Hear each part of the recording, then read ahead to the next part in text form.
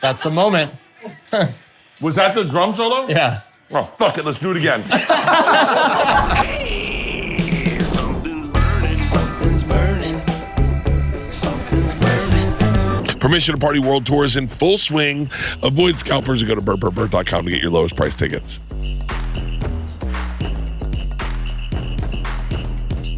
Adrian, you should probably be on the far end. Far end. We'll Okay. put Shepard right in the middle. How old are you, Adrian? 56. So you lived the life that I thought when I was a kid was getting stolen from me. Like, because I was like, we envied California so much as Florida kids. Florida, you were always like, our waves aren't that big. Like our beaches weren't like blonde-haired, blue-eyed chicks. I mean, they were, but it was, I mean, no slight, a lot of Cuban chicks too. So it was like Florida's like 10 countries in one state. it is, dude. Florida's not even in the United States, I don't think, anymore. If we seceded, no one would notice. It felt that way when we'd go through, even in the 90s. It was like, Well, you went through Florida in the 90s. Are you guys rolling? Yeah. Here, grab a seat. Let's make you a drink. We'll wait till they're talking art shop over there. So wait. Right in the middle of there. Wait. You're already rolling. This entire show is dedicated, what? Oh, no. This entire show is dedicated to my daughter, Isla. This whole show. I did everything to get her in your lanes, and she picked his lane.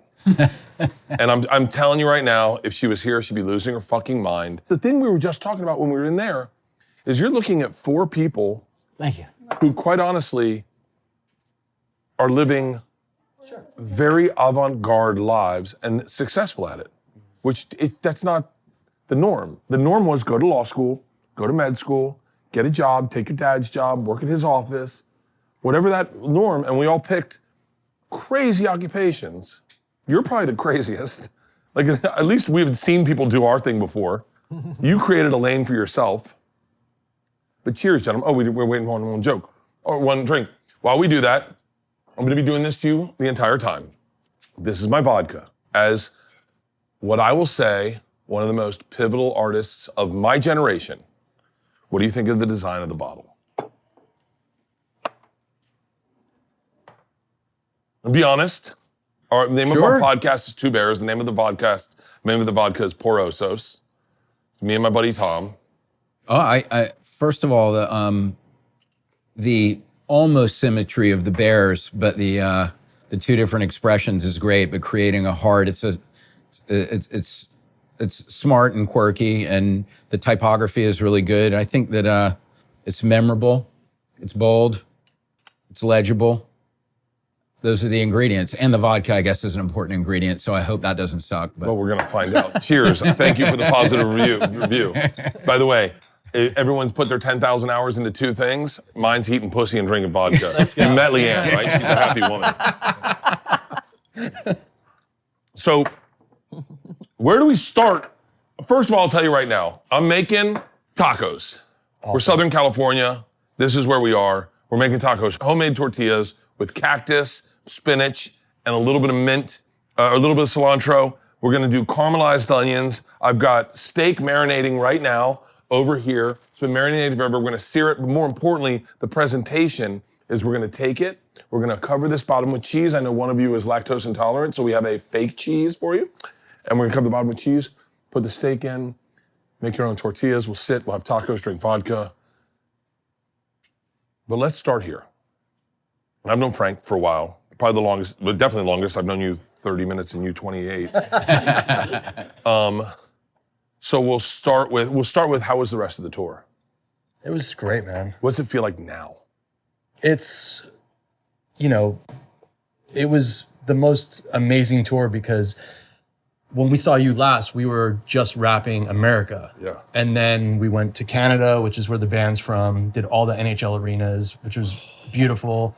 And then we got inducted to the Canadian Hall of Fame and got to play the Juno Awards to like end it, close the whole thing. And just for me coming in the band later and, Derek had just, overcome almost dying basically. And we started the band from nothing, started playing clubs. And within a decade, to surpass everything hit-wise, ticket sales, and I was part of that and helped rebuild it. It was the most triumphant way to end it. But it also, like when I got to the Juno Awards, that's when it hit me like, I don't know what the fuck I'm doing next. Like, what do I've worked my whole life to get to this level.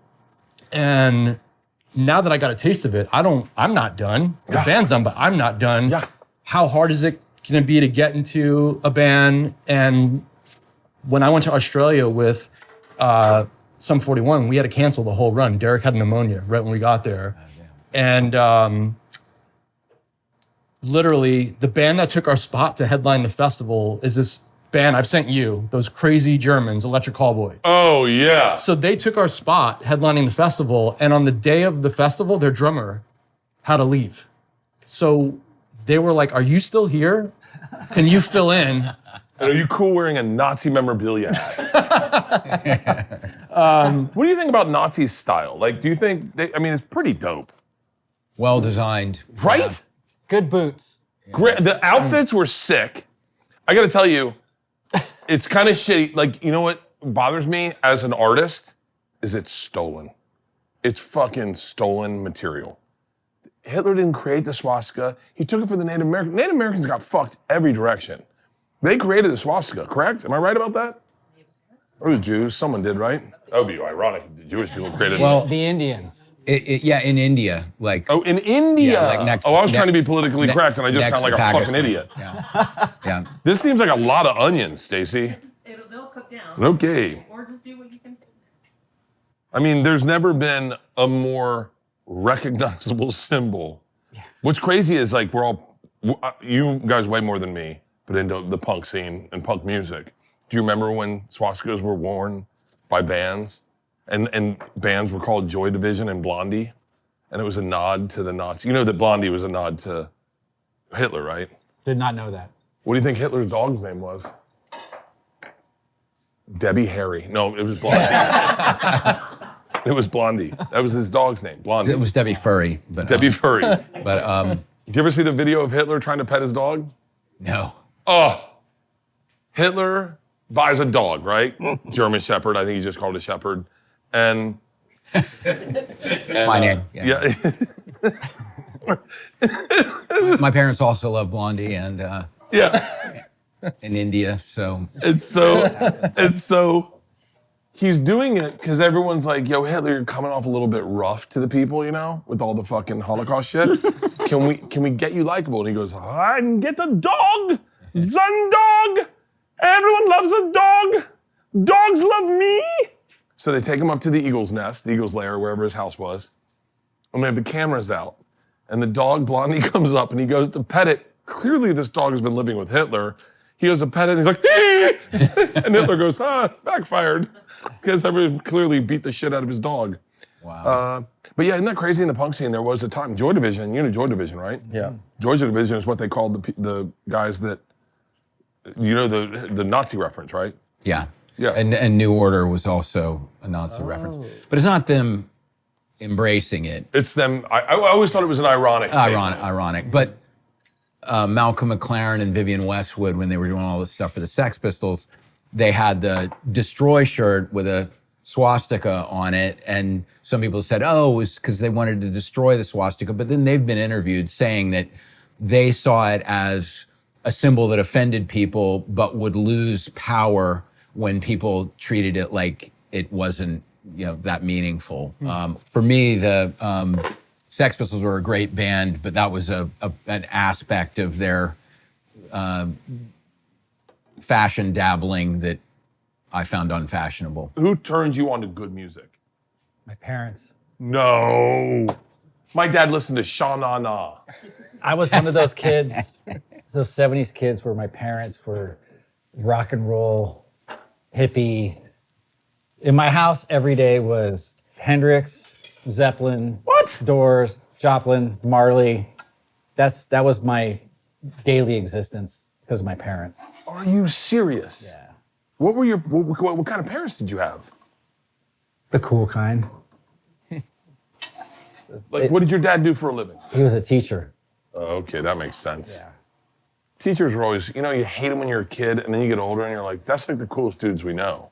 And only certain people can do that job. You know where Isla Vista is in Santa Barbara? You see Santa Barbara? Yeah. My dad went to school there, and I went to kindergarten in Isla Vista. Really? So like it was, all the college kids, and then me and some other 5-year-olds going to. Holy Yeah. shit. Wait, what did your parents do? I have the exact same story. It's just instead of the Doors and Hendrix, it was Streisand and the Bee Gees. It's not the same story at all.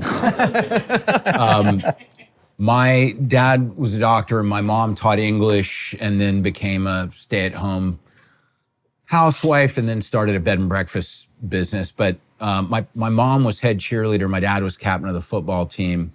They hated punk rock and skateboarding.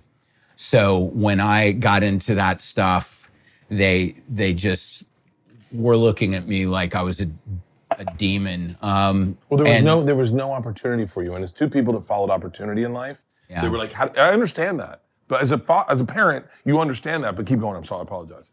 But the cool thing growing up in South Carolina and feeling like there was this conservative country club culture, and I went to a preppy school, same school that Stephen Colbert went to. And are you serious? Yeah, his whole shtick is, I think, something that he was developing as a defensive response to that school, because I had much of the same sort of snarkiness that Colbert has. You have a white collar criminal name.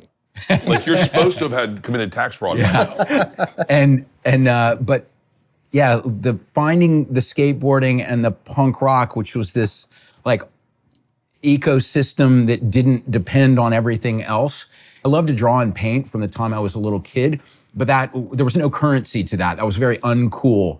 So I was ashamed. I wasn't even really letting people know how much drawing and painting I was doing until I got into skateboarding, when I could apply those skills to making homemade t-shirts, stencils for ramps, stickers, zines. And then all of a sudden, art becomes super cool in that realm.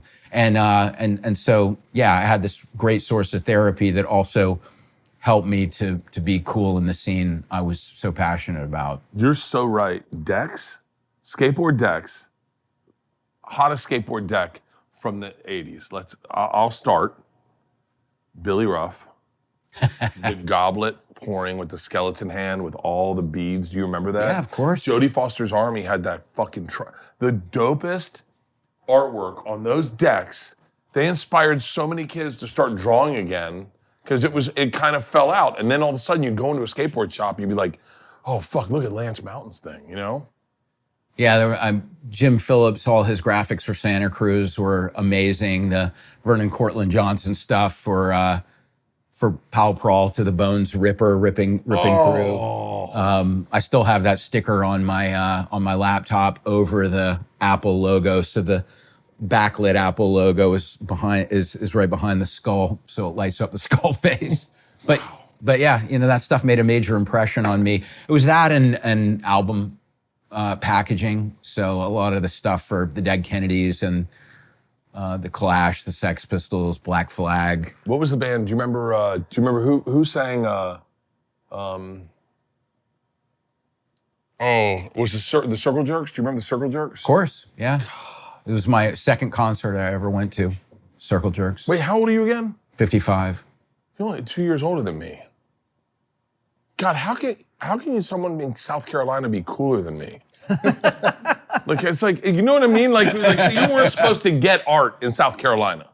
It wasn't supposed to show up to you. Like, growing up in like South Carolina, where are you from? I'm from mostly Orange County, but also Central Coast. Yeah, like you were supposed to be cool. Like, that's how it was supposed to be. Like, you actually look like what you're supposed to look like grown up. Okay. Long Island's not that cool either. It's Long cooler. It's cooler than South Carolina, but You can still see the Long Island in him a little bit, can't you? if we were gonna ask one of us to make a fucking Italian sandwich, we're like, yo, Frank, can you real quick crack this out? I was just there.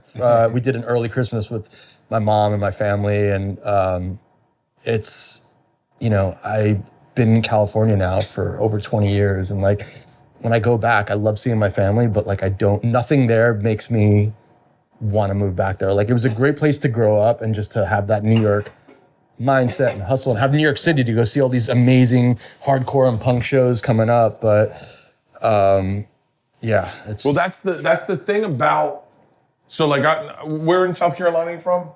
Charleston. Okay, well now it's something. But when you were a kid, it wasn't what it is today. No, you know, now it has some of the best restaurants in the world, arguably, but it is the most cosmopolitan place in South Carolina. That's not saying a lot at all. But when you grow up, you realize, what's the matter? I want you to start the dough because it has to sit. Oh yeah. I gotta start the dough. What you realize is access to cool shows is a big deal. I remember moving to New York the first time and being like, yo, I can see, like, Dave Matthews is here on a Tuesday. Widespread Panic just rolled in. Like, I was a big jam band guy out of college, and I was like, you can see any fucking show you want. They're all here all the time. This is insane. All right.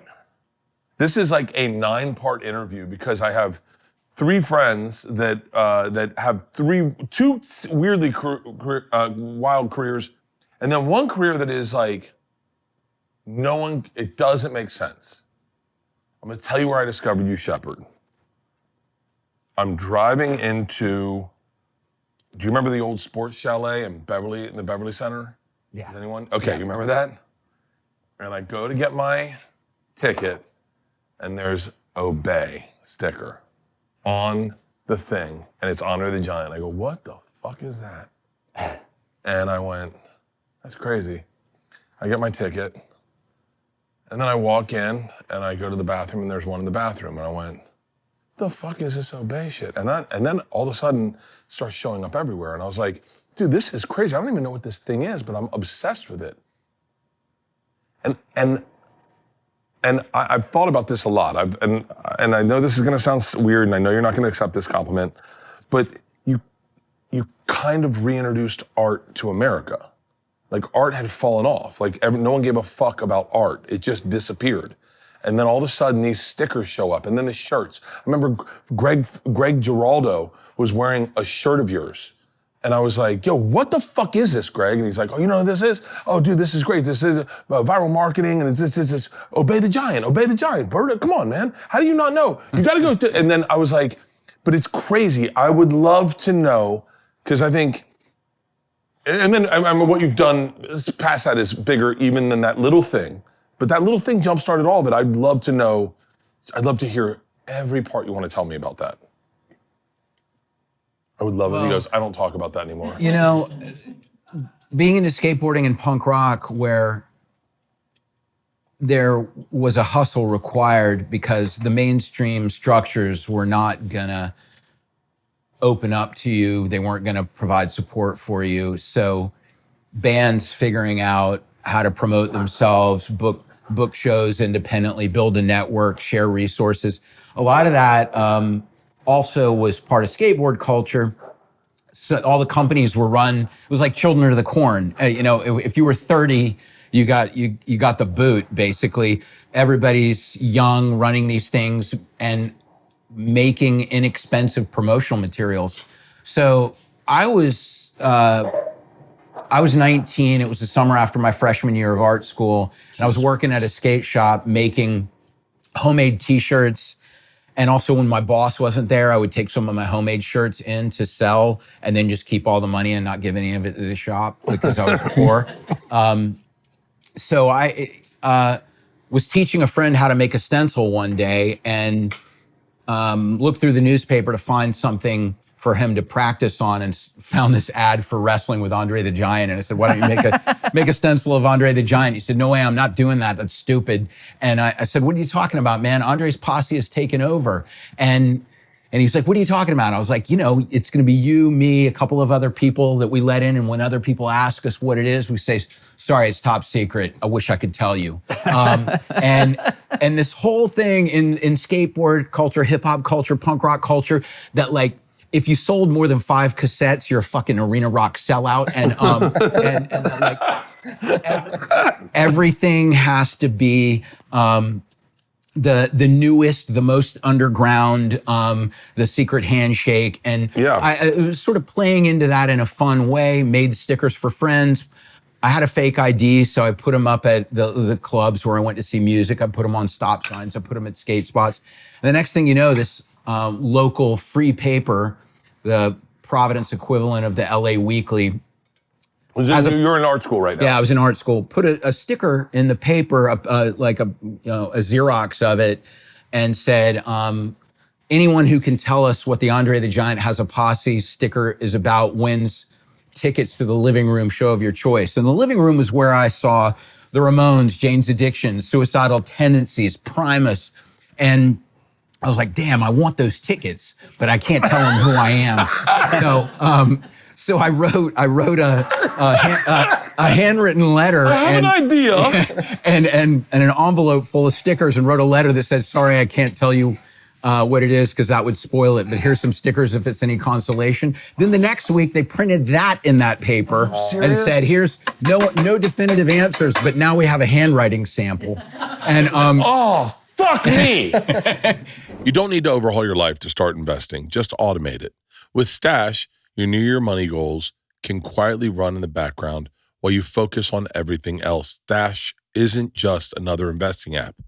It's a registered investment advisor that combines automated investing with expert, personalized guidance so you don't have to worry about gambling or figuring it out on your own.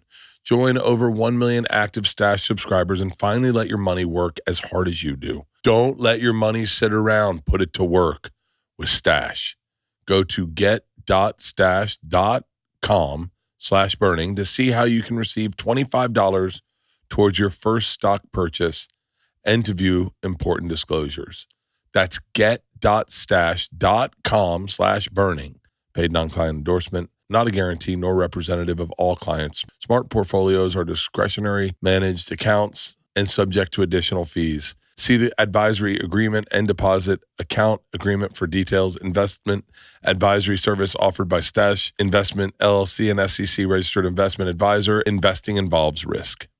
Everyone knows I'm dieting. I'm constantly dieting and I'm always protein heavy. And Magic Spoon has figured out how to turn treats into something you don't feel bad about. Oh, whoa. These are s'mores. These are the kind of snacks that taste like a full-on dessert moment. But secretly, they have the macros of a protein bar, including 12 grams of protein and 7 grams of fiber. If you love sweet snacks but hate the sugar crash, it's literally going to be your new obsession. I haven't had this one. I've had this. I'm about to make a bowl of this right now.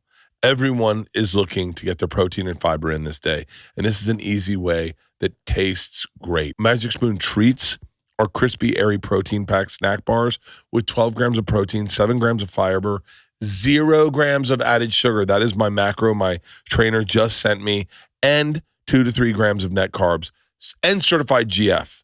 They genuinely feel like a treat, not just a sad, healthy bar. They are perfect to throw in your bag if you're getting on a flight, keep in the car, if you want to have one on the go, grabbing a little snack in between meetings, or just, quite honestly, I just want to get up and just crush a sweet treat at night. And if you already know Magic Spoon for their cereal, and yes, that's still very iconic, their high-protein, zero-sugar cereal brings all the childhood nostalgia with none of the sugar bomb. Each serving has literally 12 to 14 grams of protein, between 0 to 2 grams of sugar, so it actually keeps you full. They've got the classic flavors like fruity, they've got frosted, they've got cinnamon crunch, they've got coca, they've got peanut butter, and now they've got s'mores with marshmallows. My mouth is watering. Did you just hear that? I've been eating nothing but protein today, and I'm going to keep it that way, but it's going to taste better. Magic Spoon is easy to find. Just look for Magic Spoon at your local grocery store, and they just rolled out treats nationwide at 7-Eleven, or get $5 off your next order at magicspoon.com/burning. That's Magic Spoon. Streetwear.com/burning for $5 off. And then I realized, like, oh, people's curiosity being piqued, because the normal flow is government signage and corporate advertising. It dominates the landscape, and it's a one-way conversation. When you make it a two-way conversation, people start asking questions, and I was so fascinated by that. Wait, say that again. Oh, that's too smart for me to understand in one sentence. Do it again. It's normally a one-way conversation. People, who from the government or commercial entities, they're putting all the visuals out that we are all subjected to. But when you put something back out, when it becomes a two-way conversation, the disruption is intriguing to people. It upsets some people, but it makes a lot of people really happy. And they ask questions. And I was like, this is a process that I want to keep pushing forward. Damn it. So also seeing that a newspaper that had a circulation of 15,000 prints the sticker, and then I have this correspondence with them, and then they print it again the next week. At that time, I'd made maybe 1,000 stickers and placed them strategically, and I realized other people can amplify what you're doing and make something that's pretty DIY and doesn't have much real power or presence seem more important. And then people lean in and you start to have opportunities to gain actual power from perceived power. And I was like, that's what a bunch of these fucking puppet masters are doing to us. I'm going to do it back.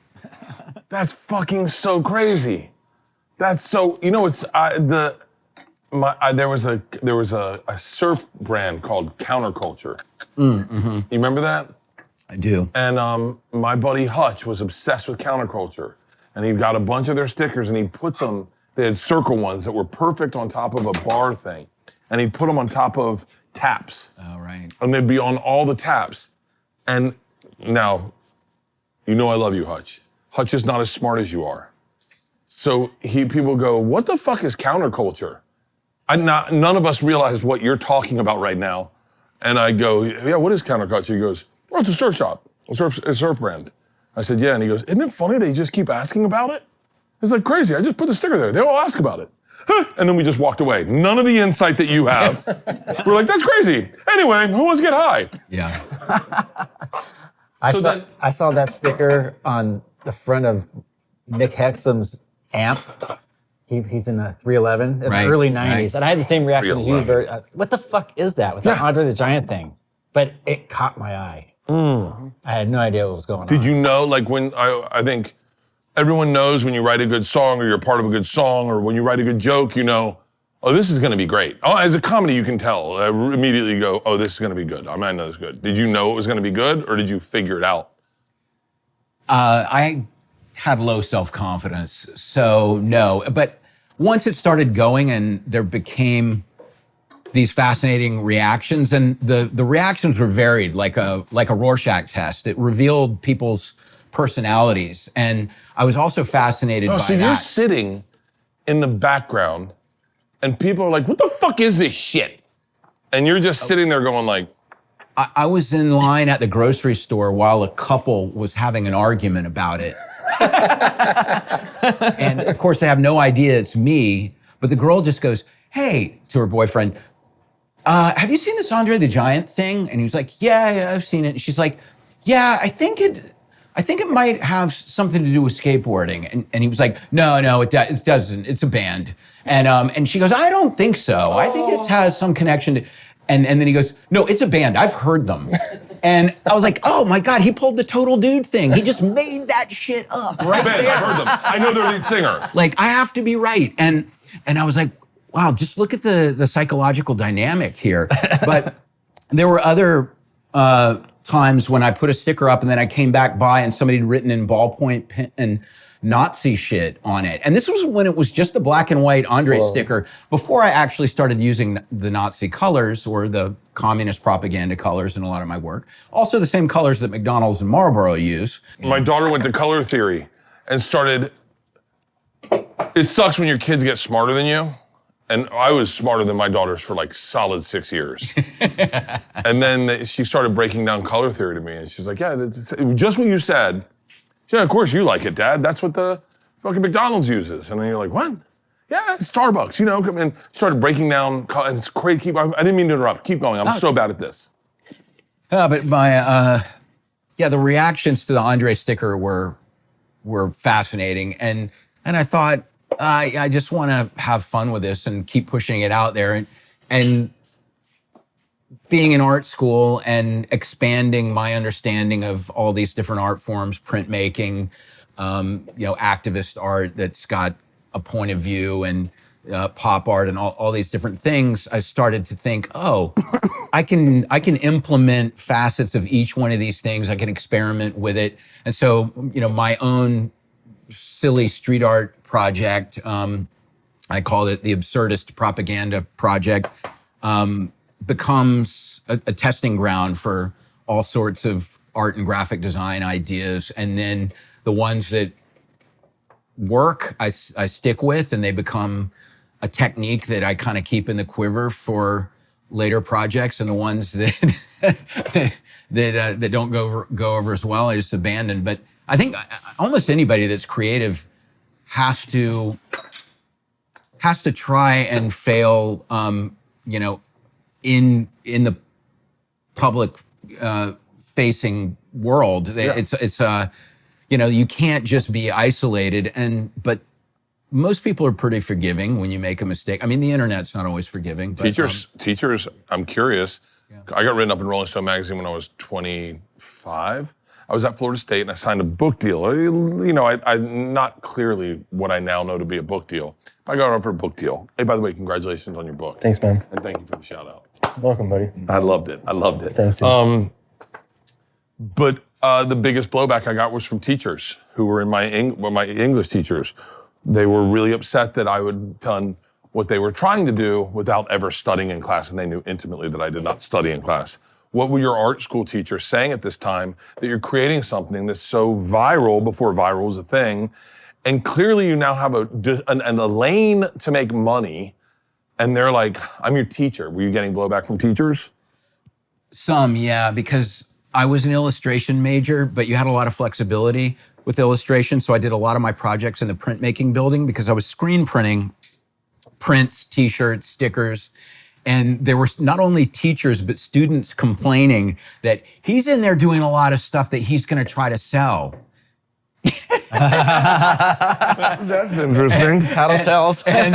And I thought, well, a lot of it's going to just get put up on the street. It's going to be used for mischief, but some of it's going to be for sale. And why not start this process of how you survive as a working artist now? Yes. And the irony is I actually got banned from the screen printing studio and would have to climb up the little bricks on the outside of the building, past the monitor on the first floor to the balcony on the second floor, except for when I had a few friends that would monitor and they would let me go by. But they literally had a picture of me by the studio monitor's desk saying, like, don't let this guy in the building. Part of it was people were complaining because the vinyl ink for stickers is really stinky, and that's true. I lost a lot of brain cells with that stuff. Really? But now, ironically, after all that, they brought me onto the Rhode Island School of Design board. Of course they did. They better.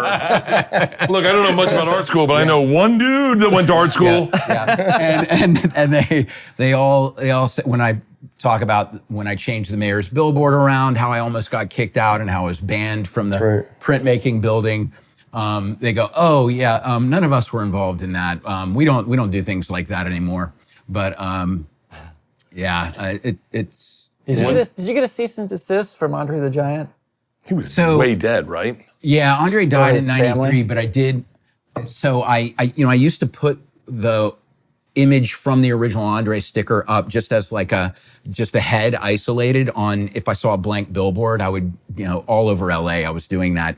Well, I happened to put one up on a blank billboard in Beverly Hills, directly across from CMG Worldwide, which was the holders of Andre's estate.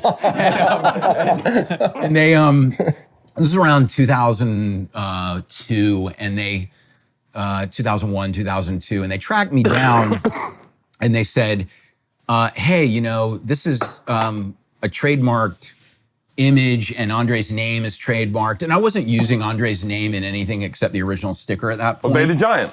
Yeah, but because I just either said Giant or Obey, and all what I call the icon face, the really simplified one, and the star, they knew that was abstracted enough, but they said you have to sign this waiver saying you are not going to use the original Andre face in anything commercial. So I haven't, but I still make the stickers and I give the OG stickers away. So I don't. Did you bring any? Shut the fuck. Oh! Yeah, I got a few. Yeah. Oh my God. That's it. Oh, dude, I have not seen that in a fucking second. Yeah. That is and then, so fucking. And then that's the simplified, the icon. Dude, face. hang on. Let me see this for 1 second. Yeah. But these This and this. And I say this to any young kid that's watching right now. These two stickers right here did the coolest thing that art could ever do is it made you wonder. To sit with wonder, just looking at a picture and go, whoa, this sticker right here, it was just recognizable enough that you knew what we were looking at, but you couldn't figure it out. And then you're like, why would someone make something like this? This sticker, you knew everything as a kid growing up in the 80s. You knew everything about this.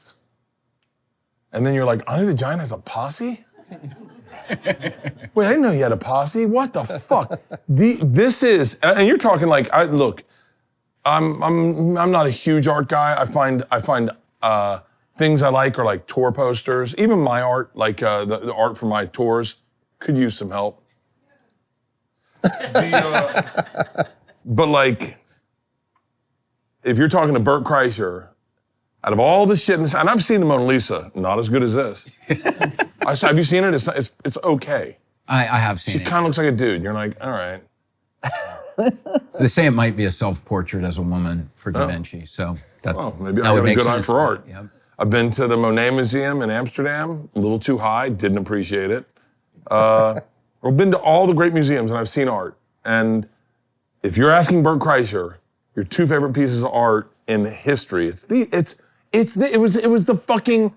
was the fucking game changer. It changed everything. And I gotta be honest with you, I think I'm gonna say this, but it's like, I don't know the dude, what's the dude that does the rat throwing the bomb? Banksy. Banksy. But like that's when that started showing up. Yeah. And you started seeing street art become more fun and prevalent.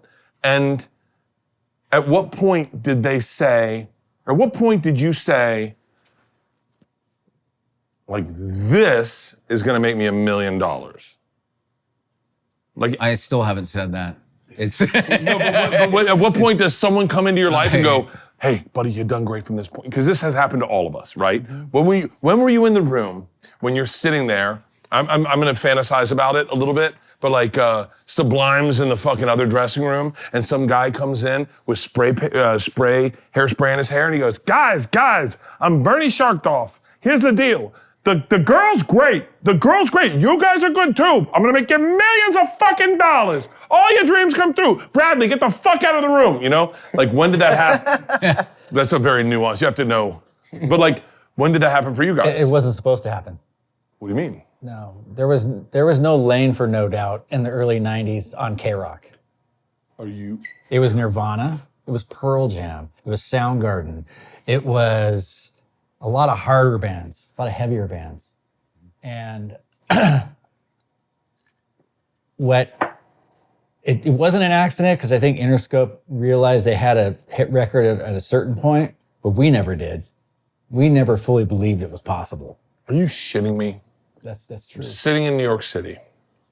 It's gotta be 99, I'm guessing, 98, 99. And Gwen Stefani has a tank top on with baggy pants that are hanging low. And it's gotta be Spiderweb. I'm assuming it's gotta be Spiderweb, right? Yeah. And I went, who the fuck is this? And I've said that with like 3 things in my life. And one of them's Brad Pitt. River runs through it. I go, who the fuck's this guy? Right? But there's certain things. How the fuck were people not eating you guys up? Because our music was a little off. It was in the early days, it was a lot of ska music, and then Ska's weird. You know, it's so funny. People go. Well, it's someone just- told me the other day. I'm sure I'm paraphrasing someone. Someone goes, rock and roll's dead, and then I heard someone from the side go, Ska's still around. Rock and roll's not dying. Were you guys 100 like real ska? yeah. Ska's a tough sell. What was the band from Clueless? Mighty Mighty Boss Tones? No. Was it? Yeah. Was they in Clueless? Yeah. I mean, Yeah. they're fucking pretty dope. Yeah, and for them to have a big hit off that kind of song was a bit of an anomaly, you know? And by the way, back to the old ska days, you know, there's a lot of skinheads at the shows, but there were two different types of skinheads. There was the skinheads that you were talking about earlier, and then there was the skinhead against racial prejudice, and we saw both, and it was not pretty at times. For real? Yeah, That's crazy. yeah. I'm not that. I know you're pretty socially active, right? I am, yeah.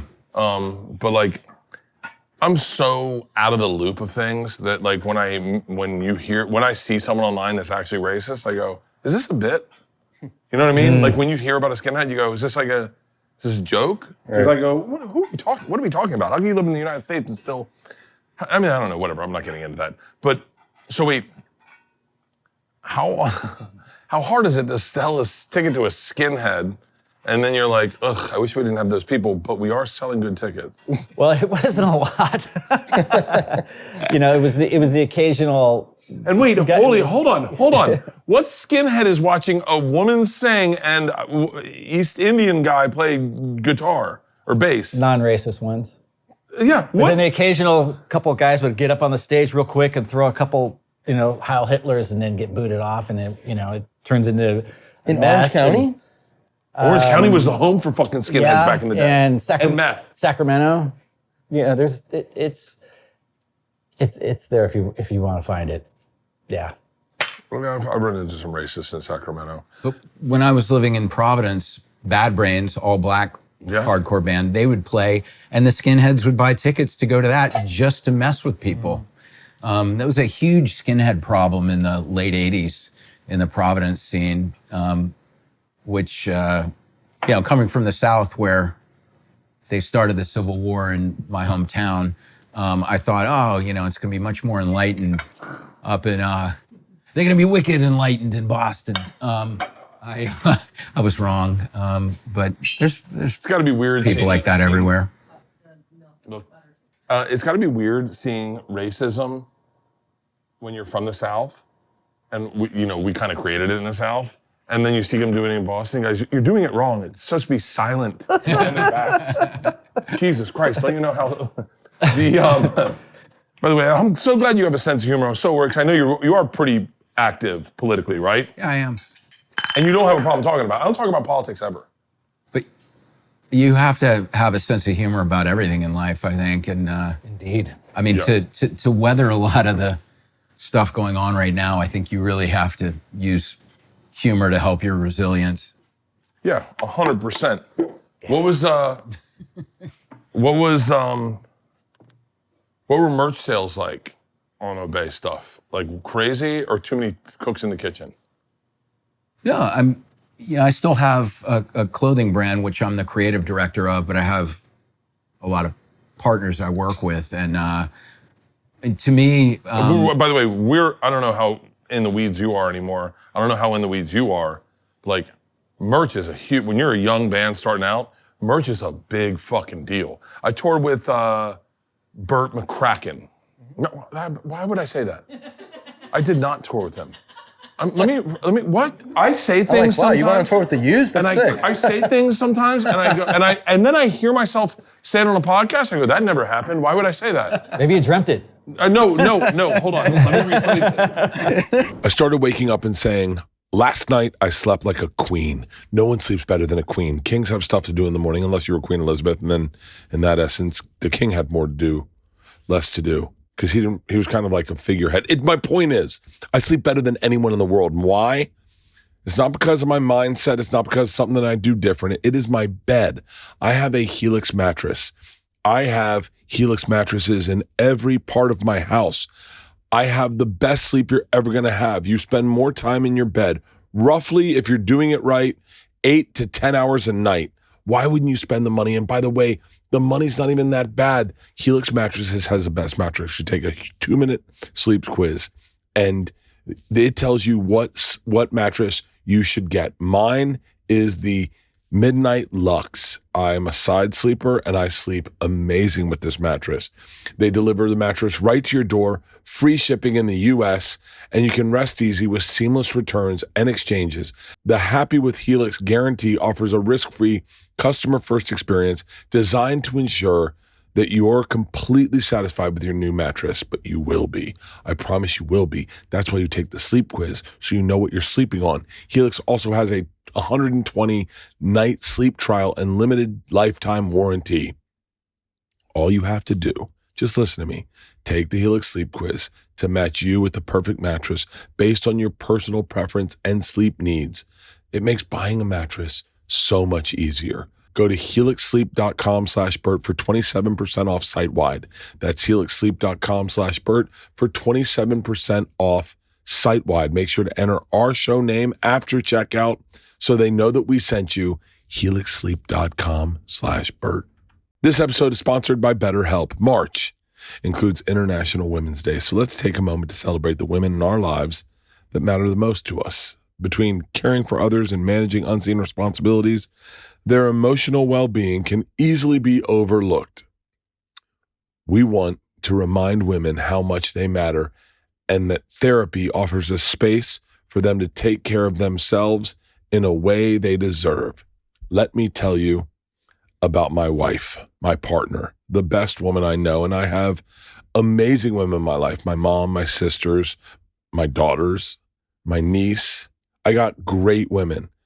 But my wife's a gangster. She is the reason I'm in therapy. She's the reason I'm in couples therapy. And I absolutely love therapy. I love having a problem, having an issue, taking it in my journal, writing it down, then pulling out my journal in therapy and going, can we please talk about this? That is my wife's doing. And my wife is the person who got me in therapy. And she's the reason I stay in therapy. She's in therapy. It's fun to know that whenever you have a conversation with her and it's something deep, she's talking about it in therapy. BetterHelp therapists work according to a strict code of conduct and are fully licensed in the U.S. BetterHelp does the initial matching work for you so you can focus on your therapy goals. A short questionnaire is going to help you identify your needs and preferences, and their 12 plus years of experience in industry-leading match fulfillment rate means that they typically are going to get it right the first time. And if you aren't happy with your match, you can switch to a different therapist at any time for their tailored recs. With over 30,000 therapists, BetterHelp is the world's largest online therapy platform, having served over 6 million people globally, and it works. With an average rating of 4.9 out of 5 for a live session based on over 1.7 million client reviews. Your emotional well-being matters. Find support and feel lighter in therapy. Sign up and get 10% off at betterhelp.com/Bert. That's betterhelp.com/Bert. I was on tour adjacent to Papa Roach and the Used. Got it. We were in Australia and we were doing cities we were on the same tour. So we would get done a show and on our off night, they'd do a show. So we saw them like probably 5 times. Right now, they're all going, Bert, you saw us once. But the first thing I do as an artist is I check the merch out. I'm like, all right, cool. I like that. Bought a few things for my daughter mostly. Mm-hmm. And then checked out Papa Roach's. She still to this day wears a Papa Roach sweatshirt all the time. But like merch is a wild thing for us, especially when you're young. What was it like for you when it popped and you're like, are you checking the app? I mean, what does it look like? No, I think the thing for me was, at first I was really excited that a lot of people that looked like people I would want to hang out with were wearing my stuff. Oh, when does it turn? And then when did you become Ed Hardy? And then I take our 6-year-old daughter to Disneyland and like the not cool kid with the other kid wearing a tap out shirt is wearing an Obey shirt, and my heart sinks because that became more and more common. But things go through cycles. So during that period where Supreme was going up and streetwear, it's almost like you can be associated with something that you don't even identify with, and the wave just carries it. It's part of the zeitgeist. And we had that around 2014, and we intentionally discontinued all the styles that the swag kid was gravitating towards. Shut up. And it's because if you don't do that, then you become you become associated with something that everyone's ashamed of afterward. We go like, oh, we all loved it 5 minutes ago, but now it was the worst thing that ever happened to humanity. And you have to do something to change That should be a course. class in art school. You got a window of what's hot, and then you got to get the fuck out. But it's always, in the 90s, people were embracing bell bottoms and stuff from the 70s.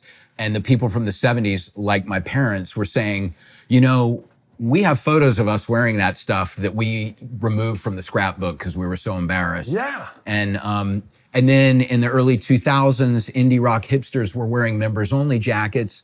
And the guys in the 80s that wore members only jackets were like, skate or die, sissy, I'll beat your fucking ass, So you remove the cultural context for people, and then it just is like, they can project whatever they want onto it, and it's something different. So it's almost like just looking at the stupidity of human behavior that we just go like, oh, arbitrarily, this thing is cool and we'll cycle through it for 20 minutes, and then it's not tethered to anything meaningful at all.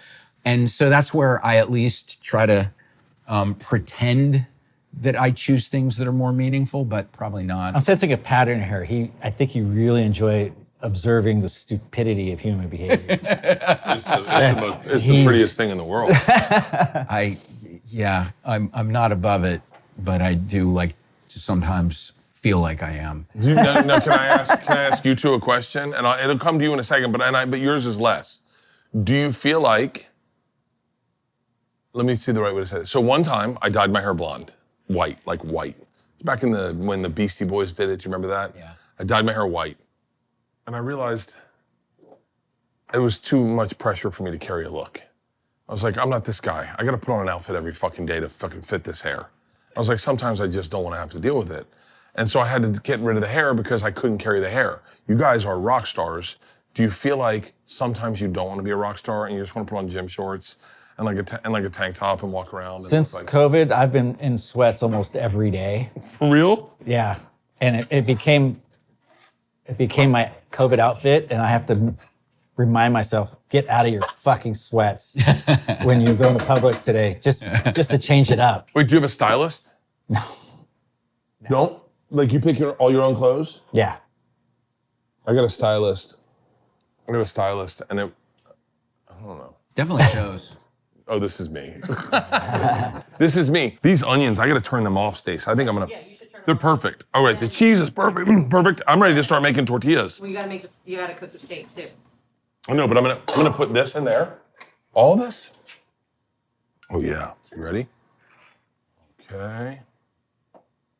But it's got to be cool, like going back to the merch stuff with art, like for people to be, when you have merch that's pieces of your art on a shirt. Yeah. Like I have a ton of those, and I cut off the sleeves and they're tanks for performing and whatnot. Like it's cool because it's wearing your art. So that's a different thing than like the logos and the, so that's got to be cool when you just see somebody out wearing your actual art. It's amazing. And a lot of people don't care about what's going on at galleries and museums. But if they are willing to, spend $20 on a t-shirt of my art, then I got to them with my art a different route. And that's great. I think that art being more democratic, more accessible is really exciting. That's why I love music. I mean, come on, you guys know that you're putting out an art form that connects with more people than visual art by far. So, food is a tougher sell. Not a lot of people eat. Huh? Everyone eats. It's crazy because you're right. Accessible art. Like when I started comedy, no one gave a fuck about comedians. And then all of a sudden, comedians, like podcasting took over. And then your accessibility to it turned into a different thing. It was like, these are your favorite people to listen to you. They thought they knew you. And then they went and saw your hour and they're like, and it's crazy. I think it's reverting. I think it goes back to the privacy thing and the mysterious artist is coming back, I think. I think less is more these days. I mean, your entire band was based on, and I apologize. I'm whittling this down, but your band was based. A lot of the lore of it was like they dated, they didn't date. That's what this song was like, almost like Fleetwood Mac. Yeah, there was definitely an element of that. Yeah, and it was like crazy to have to experience that and go like, is this good for our story or is this bad for our story? I wish we could get a viral clip about Gwen Stefani, but there's nothing to say about her. She's a great person. There's nothing fucking wrong with that woman. I wish, I wish we had a viral moment, but okay, ready? Here's the question. How old was Gwen when you met her? 16 or 17. 16. Let's just say 16. Yeah. She's what now? 30. Wait, I'm bad at math. It's got to be 90s, right? When you met her? No, it was the 80s. The band started in 1987. Wait, how the fuck old is Gwen Stefani? If you say 50. It's not good for a guy to say a girl's age, but I was the same age as her when we met. Okay. So wait, on a scale of 1 to 10, like, okay. Leanne, when you met me, on a scale of 1 to 10, I can't see that. How same am I? No, she's not. She's 63? No, I know. I stood next to her one time. She's fucking perfect.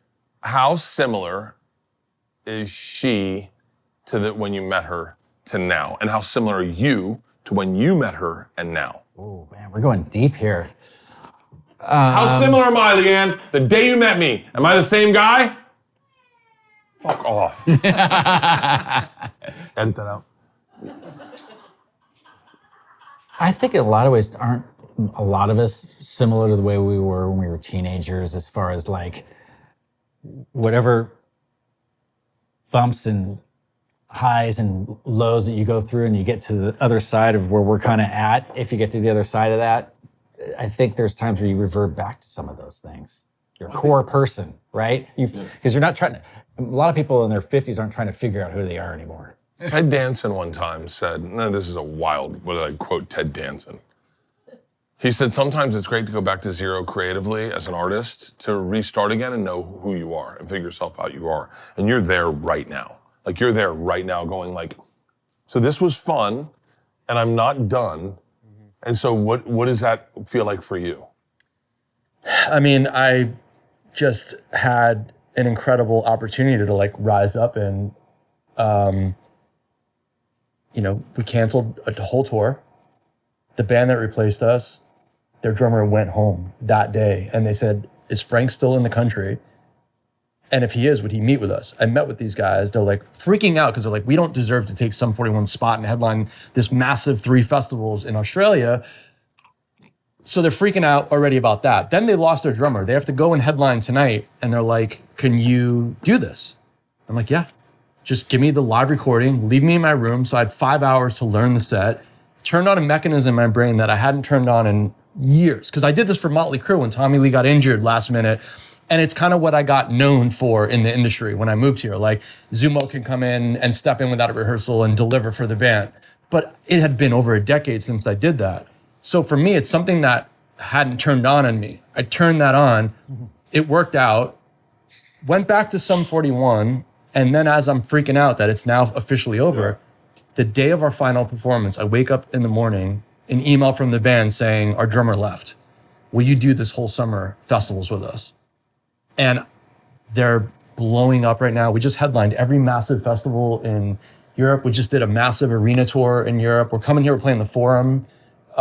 So I have like a whole new thing now. And it's amazing to be part of a band that's just like massive. I mean, we just toured with 13 trucks, like a huge production. I almost want a speech from you because, everyone gets scared when you go, well, that part of my life's over. The fuck am I going to do? And shit shows up. Every one of us has been dumped. Not me, I cheated on most of them, but thank you. But you go, when you get out of a relationship, you go, what if I never find someone? What if I never do this? What if I never do that? What if this doesn't happen? And then all of a sudden shit shows up. And you're like, I guess, I don't know, don't worry about it, right? Yeah, I mean, I had the best advice before I went on the final tour, and it was just like, don't worry about the future. Everything works out. Enjoy this. And I did. I really did. And it didn't happen until the end. As hard as that was, I really didn't freak out until the very last performance. And then it worked itself out. So I'm glad that I didn't stress and worry the whole time. And, it's the Wild West. I mean, that's why we do what we do. It's not just a regular 9-to-5 job. We're artists. We get to do what we love. And like, as you know, like, and this is a question I have for you, like with comedy being just massive now, the fact that, it's hard for a band to sell an arena. You could be on the radio and it's really hard to sell tickets to sell an arena. And the fact that comedians are doing it, like, I mean, we played some of the same arenas you played and you've got plaques on the wall, sold out, whatever. And I'm like, I see those same posters when I go through this arenas. The second time, this is my second or third time through these arenas. And I see like Bert Kreischer, sold out. And then I go, I don't deserve to be up on that wall.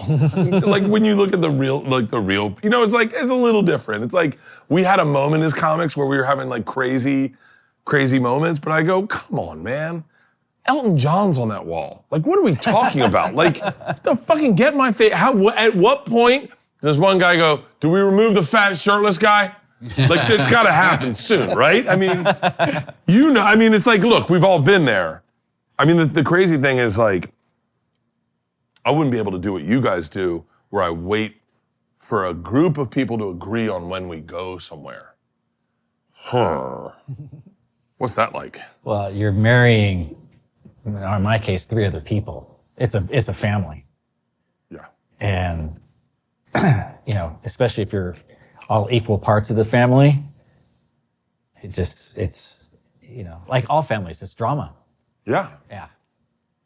And it lasts forever, and you care about each other, and you love each other, and you. Do you find yourself playing therapist sometimes, going bus to bus, going, "Hey, calm down. That's not what he meant."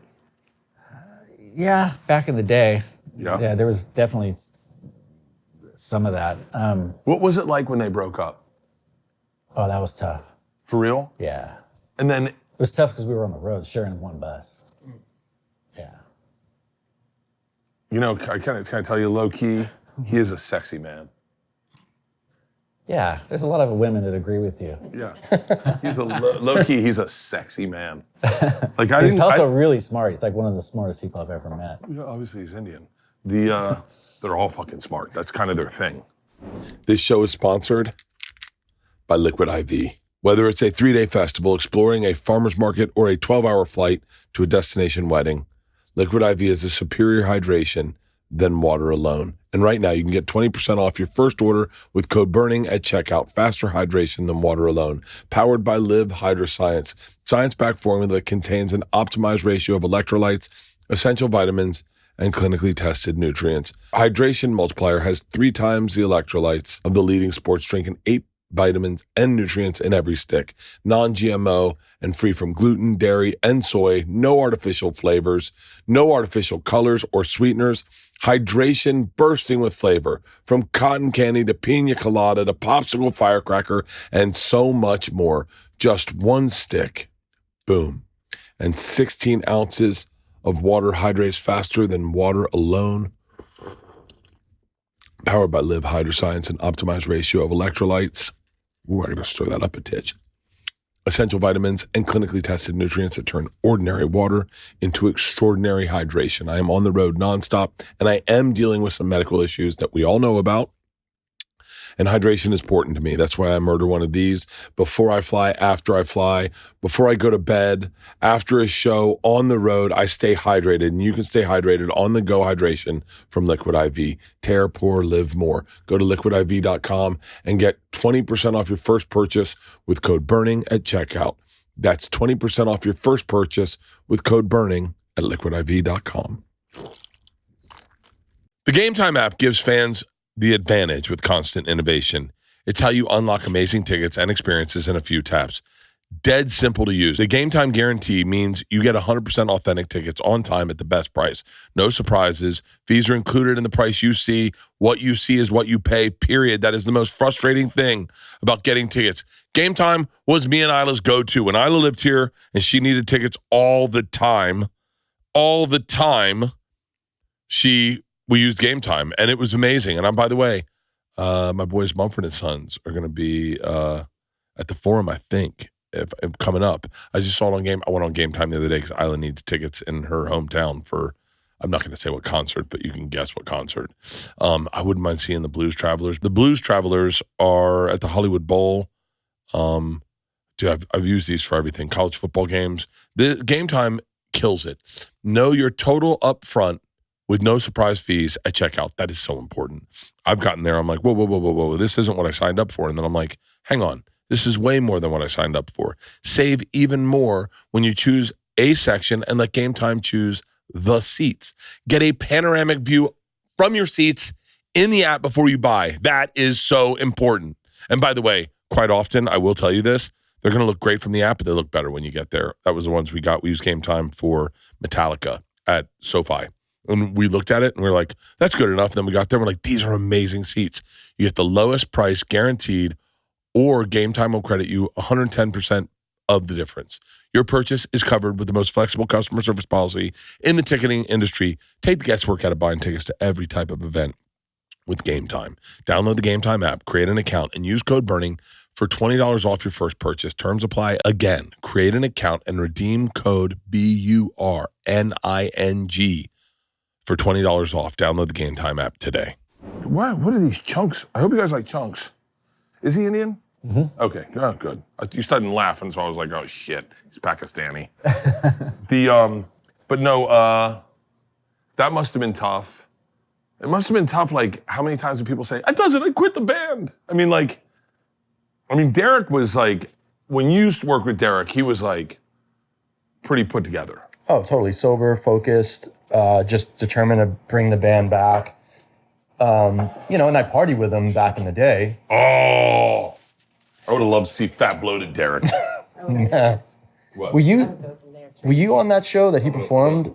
Push him. I think you did, like, the first night of the residency of, like, hey, if this is good, we'll get the gig. It was like you and Tommy Lee. Yeah, in Vegas. Mm-hmm. It was you and Tommy Lee were our first special guest. Then an opening night, it was Jose from Incubus with Derek. Mm-hmm. And Derek showed up just bloated, and we're just like, he didn't show up to rehearsal, and Jose's like, is your boy gonna make it? I'm like, hopefully. And then I went off and got married, and then he called me from the hospital and said he went down and everything that happened, and scared him enough that he just said, like, I want to live and I want to do music, and never touched a drink again. Yeah. That was, I remember we played you were with us the night that we played, Street Drum Corps played the reopening of the Palladium. It was Motley Crue, and Street Drum Corps was main support, and you would always come and drum with us. Mm-hmm. And Motley went on, and Derek and I were just sitting behind his drum kit on his ride, just passing a Jaeger bottle back and forth. Like, was Derek a happy drunk? Totally, not a sad, or mad, just happy, fun party guy. That's me. Right. That's he was a part of the generation. You guys were, that was a generation of art. I mean, honestly, it was like when we're talking about Ed Hardy and that moment. That was the generation of art. Is that fucking 2000 was a fucking year. All right, let's do years of art. Best year of art. Let's go. We're talking music, we're talking comedy, we're talking movies, now everyone's gonna say 1972, right? Clear. What is it? Easy Rider, fucking The Godfather, movies change. Zeppelin. I mean, that's like a crazy year of art. You guys take it from here, I'm making tortillas. Ziggy Stardust is that year. Oh. But I'm gonna say 77. 77. Walk me through 77. That's the year that punk breaks. Even though there's the film 1990, the year punk broke, about Sonic Youth and Nirvana. But 77 is when the Sex Pistols put out Nevermind the Bollocks, the Clash put out their first record. There's the UK punk, the Ramones are going strong. This is a very important time for music that I love. So films, Star Wars comes out that year. Oh, it's a Star Wars year. Yeah. Holy shit. 77. What are you thinking? Let's not fucking sleep on the 80s and big hair, fucking the big, Swedish bikini models. What was that? Do you remember that? Frank's era. Yeah, that was my first show that did it for me. Seeing Motley Crue and Ozzy. My parents took me at 5 years old. That was that tour of like the Dirt movie, all the debauchery, Ozzy snorting ants. Like that was the tour. My parents took me. And like that was at 5 years old was larger than life. And like I swore, I knew at that moment, like that's what I was gonna do. So yeah, that had the most impact on me. For sure. All right. That was 84, right? All right. You ready? Must be, yeah. I think so 84 or 80. You said in your book. Yeah. So then, I fact checked everything. So yeah. Of course he did. Because I found the ticket. I had the ticket. My mom had it in my scrapbook of the Amazing. ticket, and it was like maybe $15 or something, like or cheaper. You were Like, 5? I was 5, yeah. My first concert was also 5. My dad took me to see Steely Dan That's right. Oh, what a great fucking concert. Especially then and not now. at UCSB. We walked. Yeah? Yeah. My first concert, Whitney Houston and the Beach Boys. That's a wild bill. This was my first concert too. Are you serious? At Carowinds. And I was like, Carowinds theme park? North Carolina, South Carolina border? Yeah. That's right, because half the theme park is in one side. I only know this because when I had Street Drum Corps, we used to have our Halloween drum show there for Halloween. I was forced to Yes. see Amy Grant there. That's all the Beach Boys. Wow. Forced. Come on. I saw Tiffany on a date. I almost fucked Tiffany. That's a big stretch of this story. I met her one time. Oh, No, hold on. Let me tell the story. And Tiffany, come on the podcast and defend yourself. Tiffany had just done Playboy, right? She remember when she did Playboy? Yeah. It was, yeah, okay, we're all the same. And so Tiffany did Playboy, and she came on this show, Nevermind the Buzzcocks, to promote it. It was me, Sebastian Bach. God damn it. How come I can't get these fucking tortillas right? Oh, fuck it. Me, Sebastian Bach, Sherrod Small, Mark Maron, this girl Molly, I forget her name, and Joey McIntyre from New Kids on the Block. And they're like, and I was really funny on the show. I was genuinely funny. Like one of the scenes was they brought Mike something from Loverboy, the lead singer, and they had 4 mics, and they're 4 guys, and they're all standing there. You go, all right, one of these guys, the lead singer from Loverboy, you tell us who he is. His name's Mike. Go ahead. And we had to guess as a team who he is. Oh, look at that guy. He looks like this. He looks like this. I don't know what it is. I go, guys, I got this. I go, hey, Mike. And one guy turned. I go, it's that guy. And so Tiffany came up to me and she goes, how did you do that? Why did you do that? And I went, what do you mean? She was like, what, did you write these jokes? I went, no, I just was fucking around. And she goes, you came up with that on the moment? And I was like, yeah. And she was like, where do you live? I said, LA. She goes, we should hang out. I said, really? She goes, would you want to go out? And I went, yeah, of course. And so she goes, after the show, I want to get you my number. We should go out one night. And I was like, cool. And Sebastian Bach comes up in my ear behind me and he goes, you're gonna fuck Tiffany, man. And so we get done the show. Hot as fuck. We get done the show and we're all sitting in the green room. We're smoking a joint and we're all hanging out with Tiffany. Me, Joey McIntyre, Sherrod Small, and Sebastian Bach. And Tiffany's there, and Sebastian is just waiting for her to give me her number. And it's just not happening. We're just all talking, and then Tiffany goes, all right, guys, how you go? She gets up and leaves, and Sebastian Bach goes, oh, man. And he lights a joint, he goes, I thought you were gonna fuck Tiffany. I go, yeah, me too.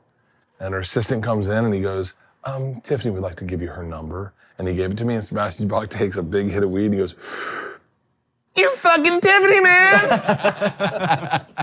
The only time I ever met Sebastian Bach. Sometimes, you know, what's the shortest song you've ever written? Like, shortest song where you're like I mean this with respect, but like, one of your biggest piece of art, and we should talk about the fucking Obama thing, right? Pretty big. Or not, I don't give a fuck. It's up to you. I mean, yeah, it's pretty legendary. It changed the election. It affected the world. But like, when I look at that first sticker, I go, that's just simplicity. Simplicity that works. What is it? Does that happen with music? Like, is there like, Can. like, give me an example. I would say a song like Hella Good is about as simple as it gets. Wild question that I know is somewhat offensive. How good is the best drummer versus a good drummer? Because, you know, technically, I don't think as audience members, we understand you're driving the song, but I don't think until they go, and guys, on the heads and hats or whatever they, you know, whatever, and then give it up for that guy, and then you do a drum solo. How good is, like, who are the top 5 best drummers in the world? Just name them. And you don't name yourselves, obviously. Top 5 best drummers. Neil Peart. Who? Neil Peart. Oh, from Rush. REO Speed? Rush, yeah. I was trying to say Rush. I have a video of this guy, Steve Hughes. He's a great comic from England. Brilliant. I had him do a video of Rush air guitar. Could you, hang on 1 second. We're about to do an air drum off. Okay. Get me my fucking phone right now. Please tell me you played an instrument growing up. 0. Perfect. You'll be our judge. He's the DJ. Okay. I'm the DJ. Okay. True. Okay. Air drums. Okay. Okay, you ready? Hold on. This is gonna be so good. Okay, hold on. I'm so excited. I'm so excited. This is like getting to watch you play drums without. I don't know so badly. I want to play one of your songs, but I think the best thing to do. Okay, can you air drum this? Okay. Is this the song? This is the song, right? Yeah. Okay. Oh wait, hold on. Okay.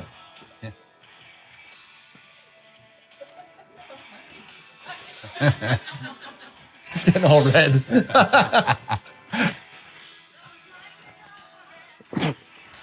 Oh, I miss it. Wait. So wait, hold on. Christian, get the fuck in here. Christian, get in here.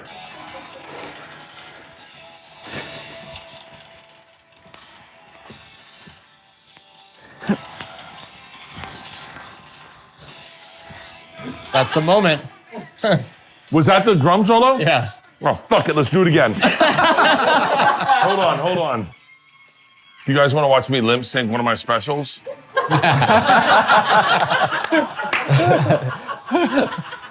here it is. Here we go.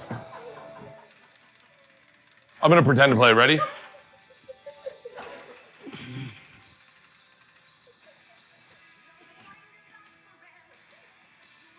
You know, I'm gonna start adding this shit. That looks good. He passed away years ago in the band, and now they're coming back with a female drummer. Oh, Crazy. whoa! What the Yeah. fuck's happening to this? Which is awesome. Joking. Because that is a, I would never step into that gig. Do you have an exhibit going on right now, or did it just end? It's about to end, but I have another show opening at our gallery on February 28th. We have a gallery in Echo Park called Subliminal Projects, and I have a new body of fine art. I didn't think anybody would ever buy fine art for me, paintings. Yeah. And I thought, Is that what you call fine art? Yeah, paintings, unique pieces. I just thought, okay, my realm is in skate punk, hip hop, streetwear culture, and people will maybe buy an art print. They'll definitely buy a T-shirt. They'll accept a free sticker, but asking them to buy a more expensive piece of art is a bridge too far. And then people, Because we were your fans when we were young, and now we're grown-ups with money. Yeah. So what first happened was people started coming to my art shows where I had prints on the wall, And some people that were, old, like 32, would say, I've recently come into a better position in my tech job in San Francisco, and I'd like to inquire about the original of this. And I'd say, like the 3x4 acrylic on canvas? And they'd say, yeah, that. And I'd say, okay, yeah, I have that. And then I just go home and paint it. Let's just real quick, because I love this. There's someone listening or watching. Name 5 artists people need to know that are young or coming up, or they're like really good, that really inspired you, that like, because art's so fucking, like people recommend books. No one recommends art. Yeah. All right, for me, they should know Barbara Kruger's art. She's not young, but she's very important. Big influence for me. They should know Banksy's art. There's an artist from Portugal named Vil. Who is Banksy, by the way? Just kidding. I hope that you're young and you don't understand that fucking joke. Yeah, there's a lot of huge collaborative group that makes up the real Banksy. Just kidding. It might only be one person. It might be one non-human. Might be. Now that AI's known out. A few dogs named Banksy, actually. But that's part of the fun of it, is the mystery. Have you met Banksy? I can neither confirm or deny. That's a yes. You've met the fucking guy. But is he as good looking as we think? Definitely not. That's my jealousy. I just do that every time I meet a British guy. I go, Banksy? And then he goes, huh? I knew it was you. I mean, there's a guy named Ravi Zupa out of Denver that I think is insanely talented, and people should know about him. But yeah, there's too many artists that are great to name. That's the thing about artists, is it's subjective. I mean, asking you guys about drummers, there's a ton of drummers that I'm sure that you love. I mean, you talk about Tommy Lee and Bonham in your book. I mean, who are your influential drummers? Who did you dig? Growing up, definitely Neil Peart. Ian Pace from Deep Purple was a monster player. Stuart Copeland from The Police. Oh. Yeah, great. I Fish slept on from the... Fishbone. Oh, yeah. Yeah. What was the thing that made you want to write a book? Doing workshops.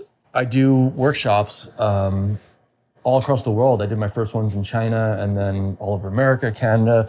You ever hear of School of Rock, where kids can go to learn their instruments? There's like hundreds of them in America. They're starting to branch out. Started collaborating with them, and at these workshop events, like, I'm playing Sum 41 songs with all kid musicians. Yeah. And then we started having like a question and answer, and these kids just started getting real and talking about being bullied at school, mental health, suicide. I mean, like really opening up with me. And it was just literally inspiring kids, motivating. We had parents tell us it was saving their kids who were suicidal, like heavy stuff that I did not expect doing that. And I was like, I only do a couple of these a year. It's a big world. Like, how do I get this out where more people can have access to these topics about mental health, wellness, all these life struggles, bands, how you persevere, all this stuff. And the person I wrote the book with was somebody that I talked to about it. He came out and saw a workshop, experienced the magic of it firsthand. And after the workshop, we were backstage talking. He just started rolling tape, and that was the introduction of the book. And we put together like a little pitch deck and mildly started passing it around. And then Modern Drummer, which is the biggest drum magazine in the world, they have a publishing company. They're like, we want to put this out. And then just let me write whatever kind of book I wanted to write. They didn't ask to approve anything, see anything. Wow. And I was just like, okay, like if I'm gonna do, a book and talk about all these different topics, when certain things come up, like Shepard and Adrian, who had been with me on my journey since I moved here, like let's interview them for their perspective on these situations. Laird Hamilton, Gabby Reese, because they changed my life on the wellness front. It was How really fucking cool. inspirational are those two The motherfuckers?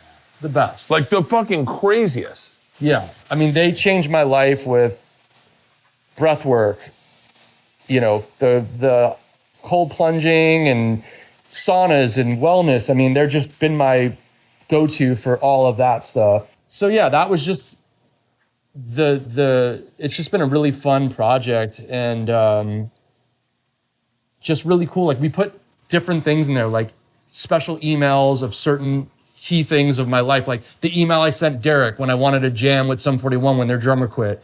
All these people gave me approvals to use those emails and just important things. And like, this is just such a cool full circle. Can I tell thing. you, I'm so sorry I cut Yeah, you no off. worries. Finish what you're saying. Just having like Shepard and Adrian here, who were, you know, part of this journey when I moved here so early on. Adrian actually subbed for me. The band I got in, I had to miss a weekend of shows because I had Street Drum Corps was happening. He was my sub. I walked into a room at the Offspring's rehearsal. I know they think they've been here, right? Yeah. We were the band to start. I was slow, you know, after I moved to LA, we were on his record label. And we go to rehearse at his facility, and I'm new, you know, in LA. And they're like, oh yeah, we got our buddy, he's gonna fill in. I walk in, and the drum set set up next to mine says No Doubt on it, and it's him. And I was like, what the fuck? You know, this is my sub.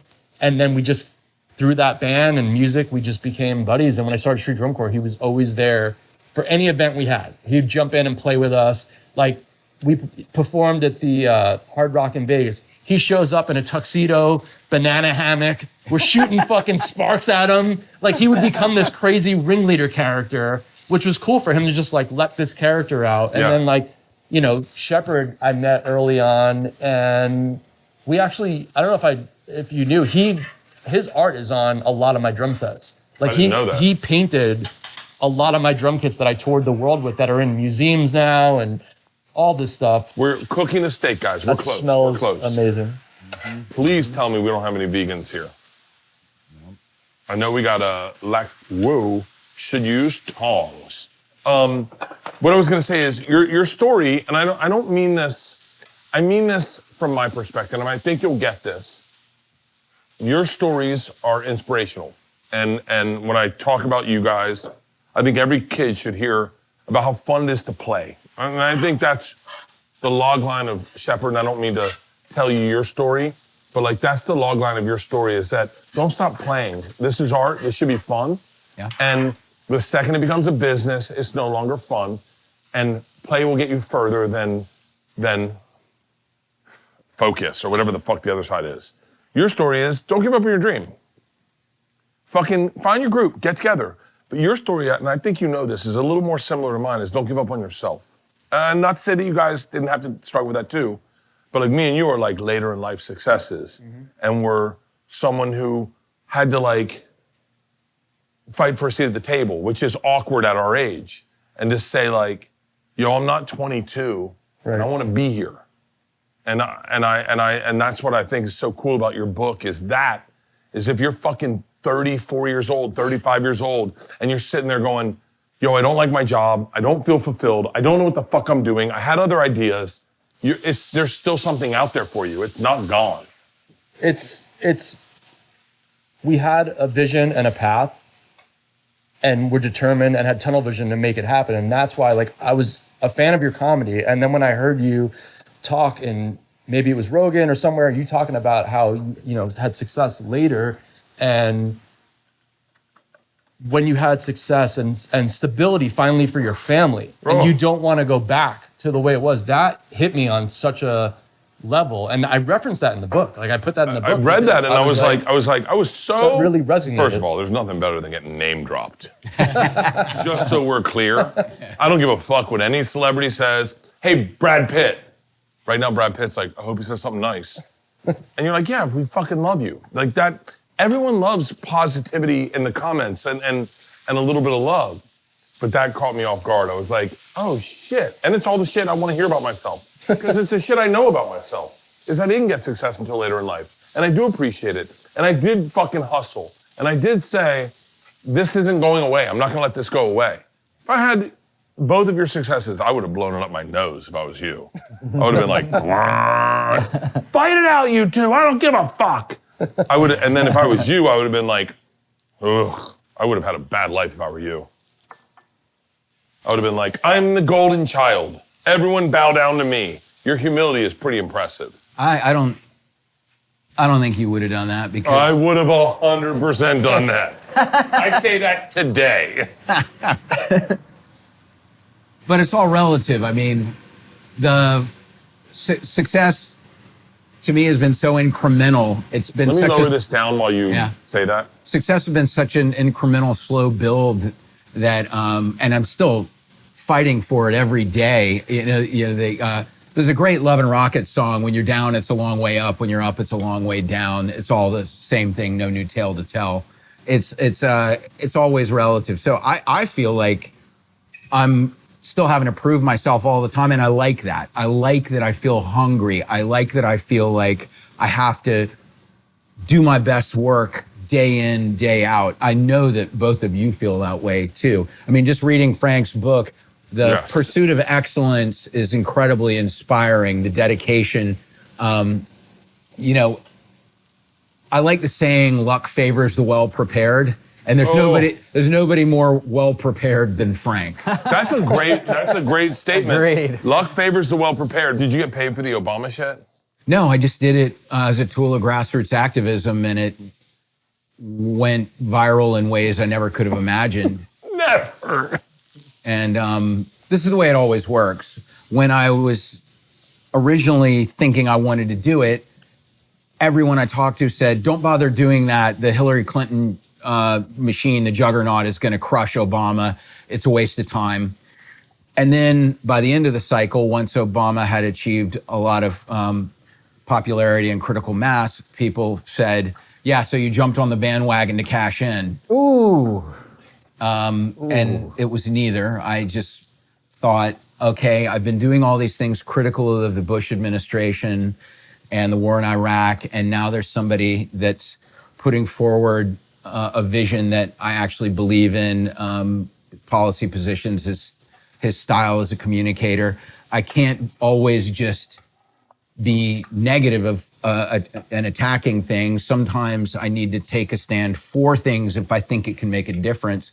That was literally the first time I ever, stuck my neck out a bit to be seen as not the counterculture, anti-establishment punk rock guy, and it really achieved something I never would have imagined. Here's a crazy question you'll never get asked on a podcast ever again. How much to do a poster for Trump? You couldn't. No. Hold on. You couldn't make that up. Every guy says he's not gay until it's $1 million suck a dick. Hold on. Hang on. Hold on, Shepard. Hold on, Shepard. I work for Donald Trump. My name is Bert Kreischer. I just want you to know he's a huge fan. We're going to build your ego up first. He's a huge fan.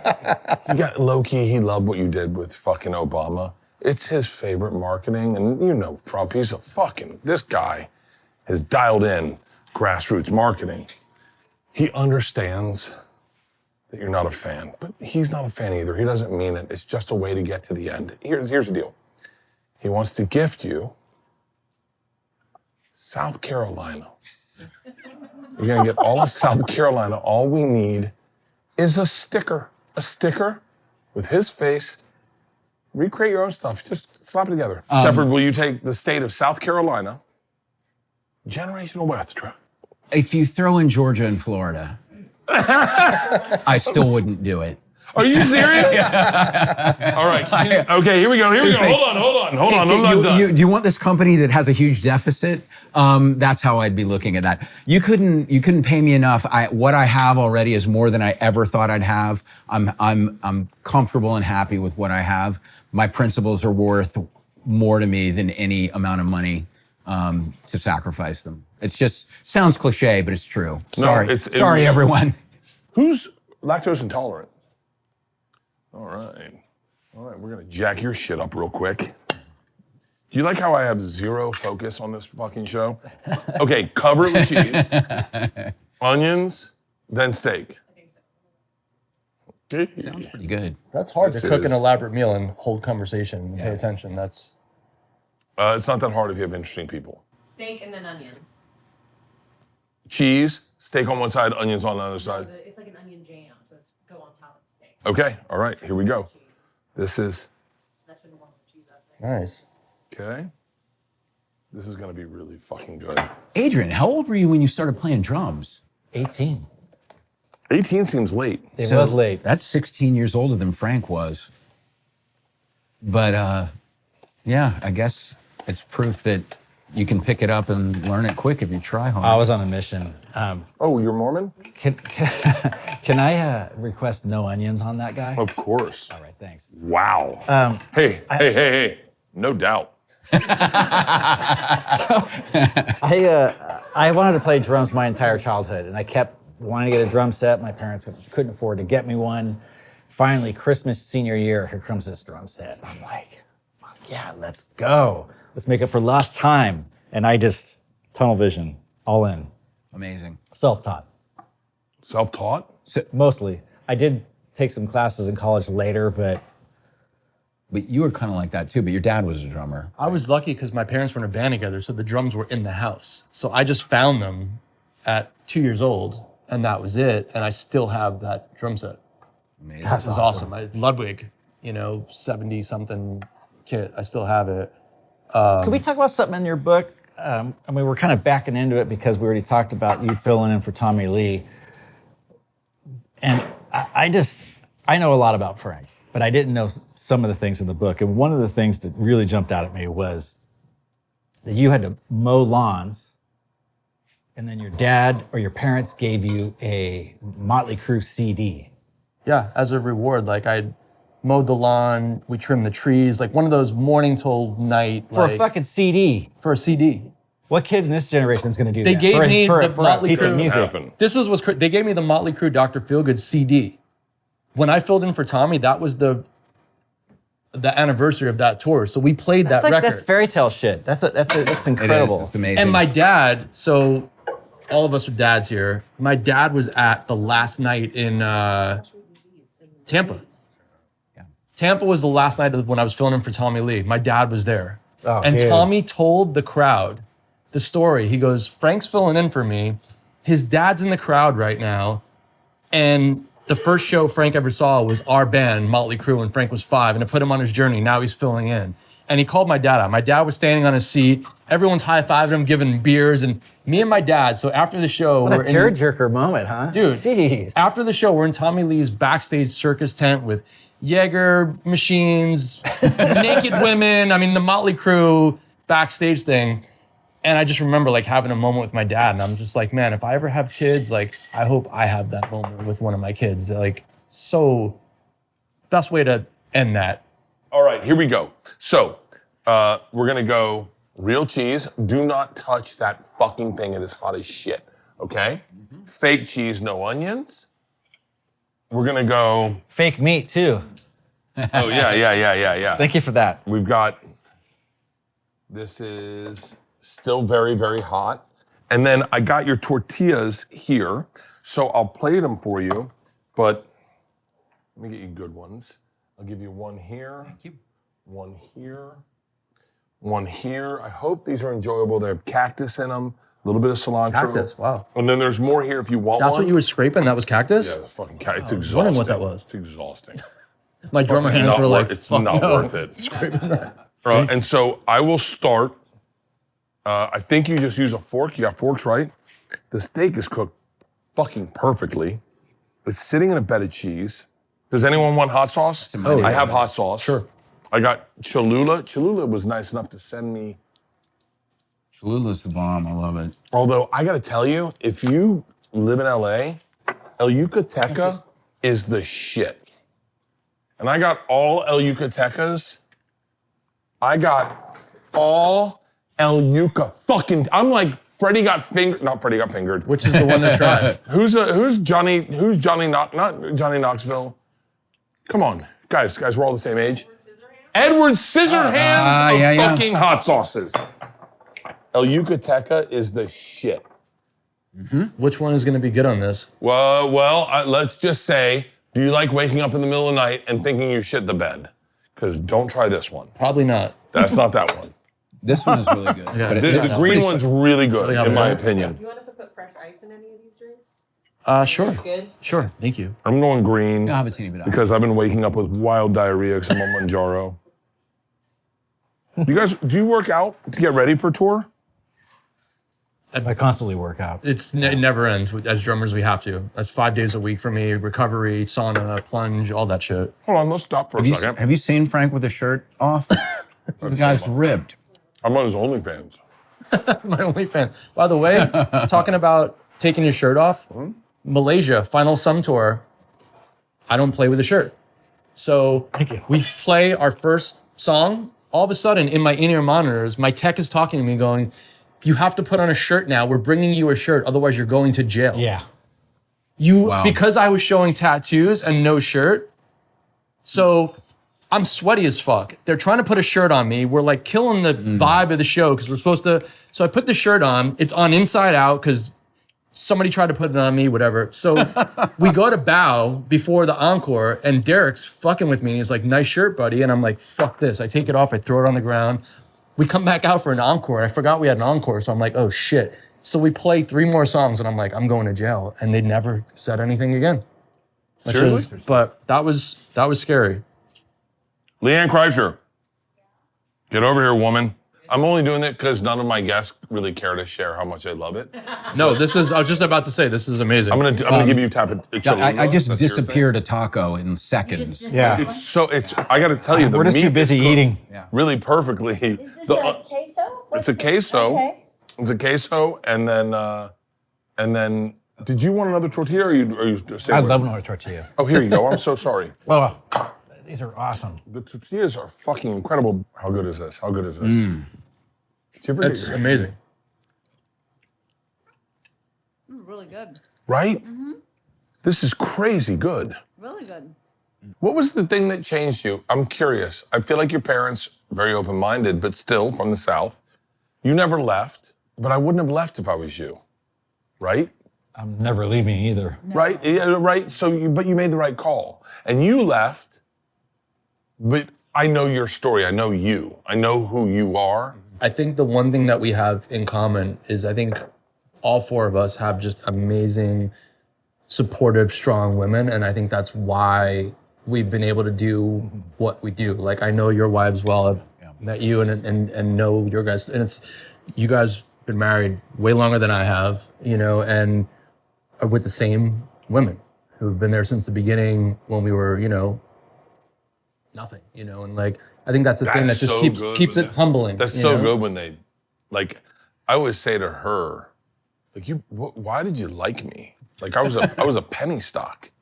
Like, I didn't know I'd be successful, but she did. And I went, but what did you see? 'Cause you should start a management company. Like, you fucking, it's crazy. I was in a pre-interview today for a talk show I'm doing, and it felt cheesy to do, but I'm gonna ask you guys to do it, okay?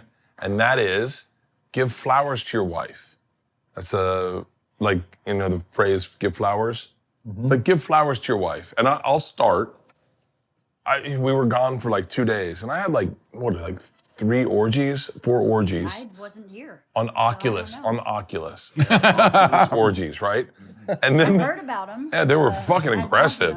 I make a lot of awkward eye contact apparently in an orgy. I just stare at people and I go, is this real? Can you not look at me? But even doing that, the first person I wanted to tell about it was her, because I knew she'd laugh about it. So like, what the fuck is that? And then when she came home, I was like a puppy who hadn't seen their owners in a while. I was following around and 36 hours. I was gone for 36 hours. Let's just be clear. He goes on the road for months at a Right. time. I was gone for 36 hours. she left me. And so, I took her daughter back to college. but I don't know the thing. So what I'm saying is, try to define the thing that you got with your wife that you go, that's the thing. There's a young kid watching going like, big tits, right? You're like, nah, that's not the thing. Great ass, right? No, Well, wait, that's not I the think thing. a better question Oh, is, what was the thing, and is that still the thing? Or Okay, there you or go. is the thing now different? Well, the thing for me was we were friends first, and we were on the road together, and that's a, as you all know, that's a way to get to know someone, like inside and out. And Frank knows this, but she was on the crew for a No Doubt tour. Really? Yeah. So she did the thing. You're not supposed to fuck the band. She would set up his drums every day. No, I'm just kidding. And so we were hiding it. That was kind of fun. It was adventurous, you know? And she was the only female in the We had to hide it entire from crew. our kids. Our kids didn't know we fucked for a long time. Keep going. But isn't that the test though? It's like, okay, we're awesome together and we're buddies. And then you feel like, okay, I married my best friend. And then you have kids. Then you really find out. Yes, right. And then you And become if an you're empty still- nest and you find out again. If you still want to hang out Yeah, after all that, that's right. that's when you know. What about for you? My wife has a warmth that just immediately, her smile, the way she really listens, or did. She doesn't now, but That was the loser. beginning. In the beginning. Wait, where's she from? Where's she from? occasionally Where's she from? does. San Diego. We met in San Diego. But I think I was very hesitant because I'm a serial monogamist, but Boom, brother. 4-year relationship, 2-year me. relationship, another 2-year relationship, and then things just went wrong. Part of it, I think, is that I'm very, very focused on my art and maybe a little too self-absorbed. But I thought I described it to her. She was like, "I really love you. I want to spend my life with you." This was after about 6 months, and I said, "No, you don't understand that the milk seems good, but it always spoils, and just give it time. And she was like, 6 months later, "I don't think the milk's going to spoil. I think the shelf life is solid." That's awesome. And then I just realized she really had my back. She was willing to endure me getting arrested, me being broke. I mean, I was driving a car with 230,000 miles on it where the passenger side door didn't open because it was broken. So I had to go through my side and open it from the inside. And she thought I was very chivalrous, that I was always opening the door. I didn't want her to realize that if she actually used the handle, it wouldn't open. That's great. So, 27 years later, and we still really love each other. It's kind of miraculous. But my own parents have been together for 60 years. They've been married for 60 years. Jesus Christ. They got married at 19. I didn't get married until I was 31, so I'll never make that date. I'll be dead before then. But Me, I'm living forever. Frank? Never. I don't believe in death. My wife was the first person that I was able to just be open and honest with and tell everything, which I never was able to say that with anybody else. And now, Like, give me an example of that. I think we hear that, but like, what's an example of that when you go, because we all have game, right? I only say that because when you said that, I go, and I apologize if I'm oversharing, Leanne, but like, I was never comfortable with anyone sexually that I ever dated. And I think it was because I was afraid I was going to get AIDS or get someone pregnant. And I was like, so I wasn't myself sexually. And then when we had Georgia and I knew, oh, this is my person, it gradually, and I say gradually, I'm talking within 20 years, it just gets better because I can be myself. And so when you say that, how is it, what does that mean? I can be Like- myself around them. go to Coachella with a bunch of buddies, stay up all night partying.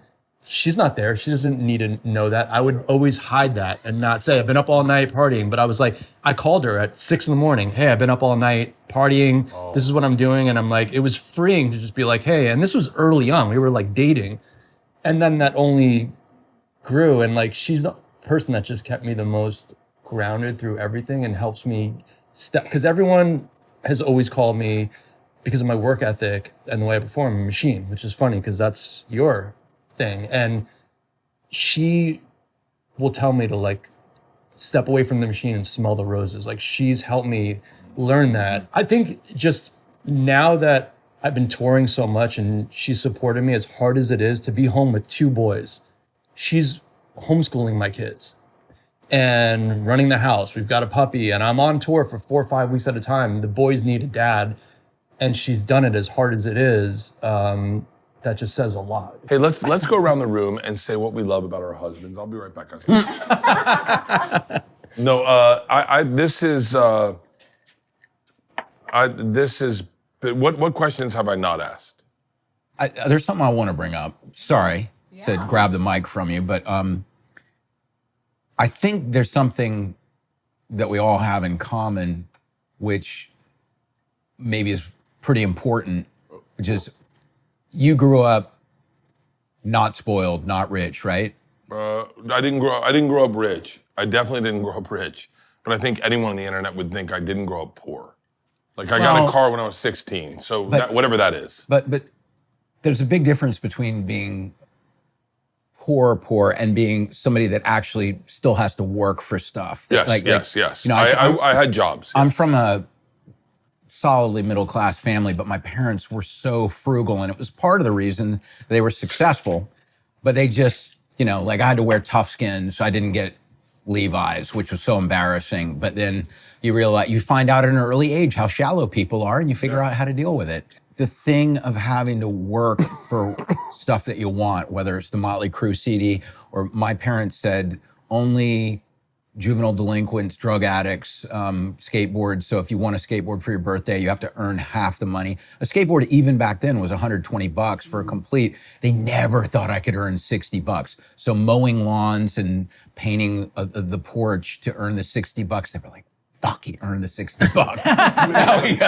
Do you remember, just as a kid that mowed lawns, do you remember saying like, I was like, yo, I'm mowing lawns. My dad was like, cool. And then you were like, yo, I'm mowing his lawn, and I'm gonna mow his lawn. And I used my dad's mower.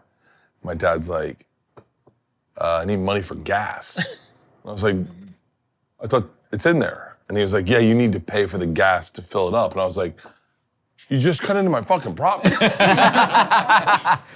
This is a boomer conversation right now. Keep going.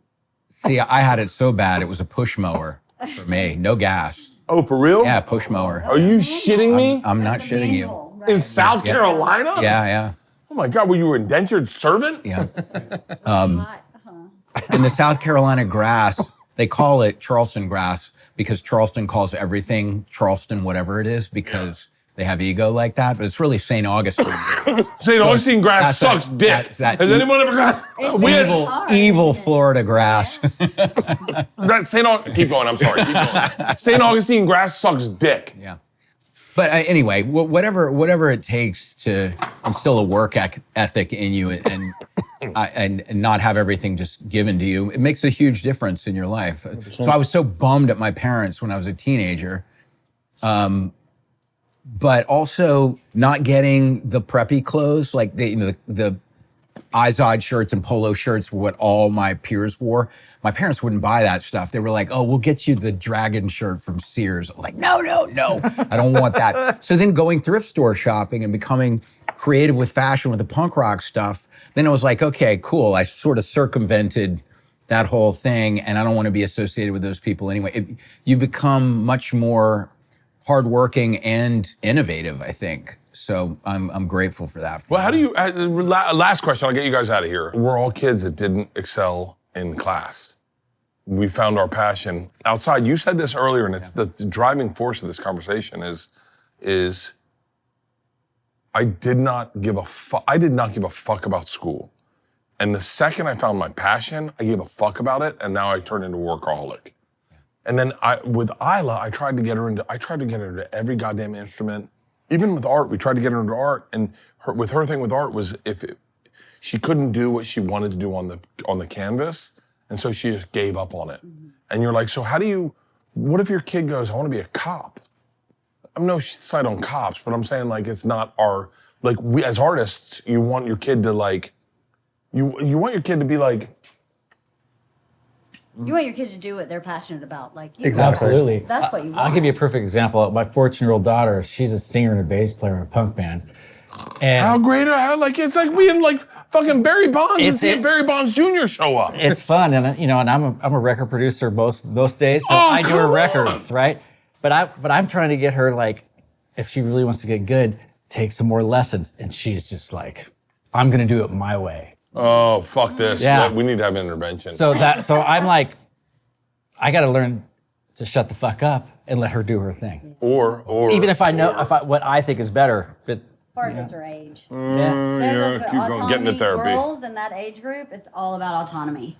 They Yeah. want that autonomy. They need it. lessons. It's, you know, biologically, you're supposed to be leaving your family of origin about that age. And so you reject your family of origin naturally. Is a great book about this I read right before my kids became that age. And I was like, oh. Yeah, I thought our kids would be easier because my wife and I are, we're cooler than our parents were, and we were always very easygoing parents. Our kids were always pretty precocious. They had good language skills at young ages, so I taught them things like the principle of laissez-faire. Okay, we have a little bit of governance in this family, but if things are running smoothly, I will not intervene in your affairs. And they were like, great. And I thought, okay, this is going to work. But if they are, we have a coup d'etat. Keep going. And yet, still at 14, 15, my wife and I could not do anything right. Yeah. I do a lot of things for charities because I genuinely care and have the luxury of being able to do it because I'm not just living desperately hand to mouth month to month like a lot of artists are and like I once did. My older daughter said to me, "You don't really care about those things. You're just a narcissist who wants credit." What?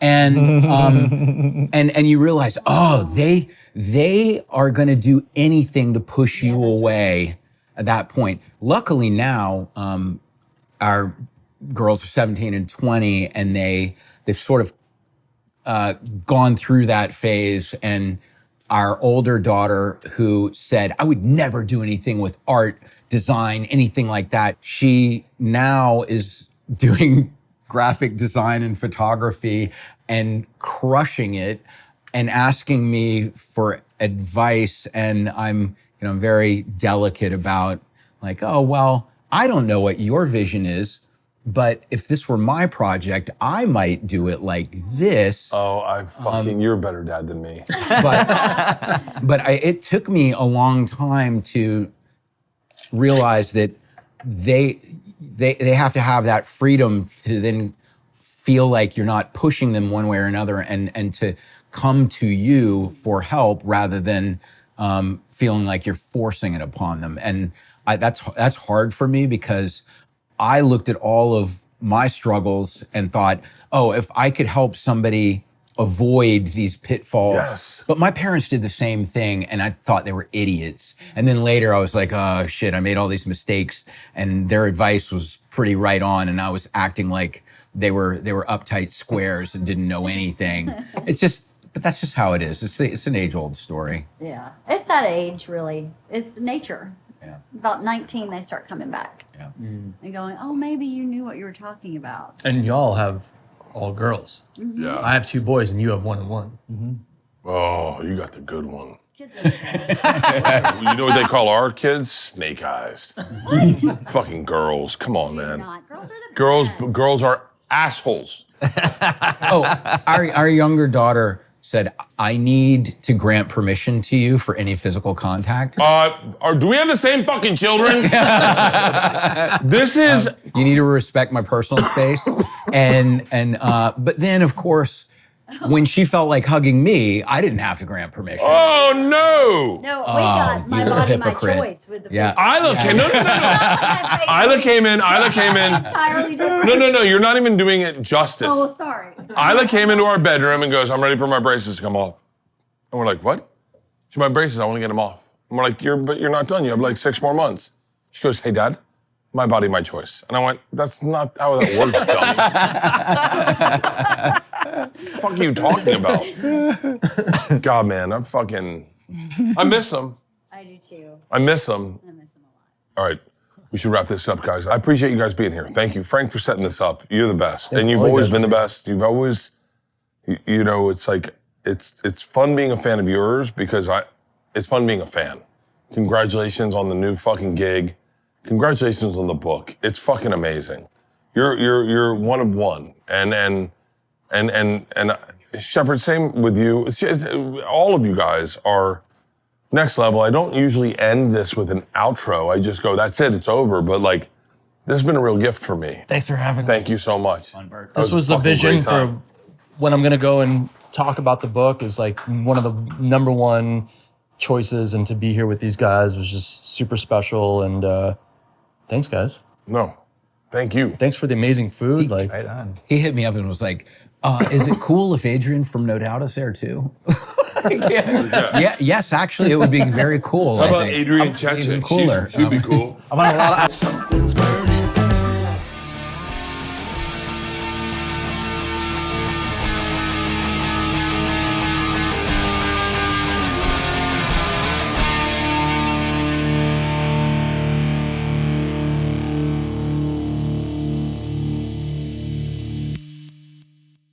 This episode was brought to you by The Machine.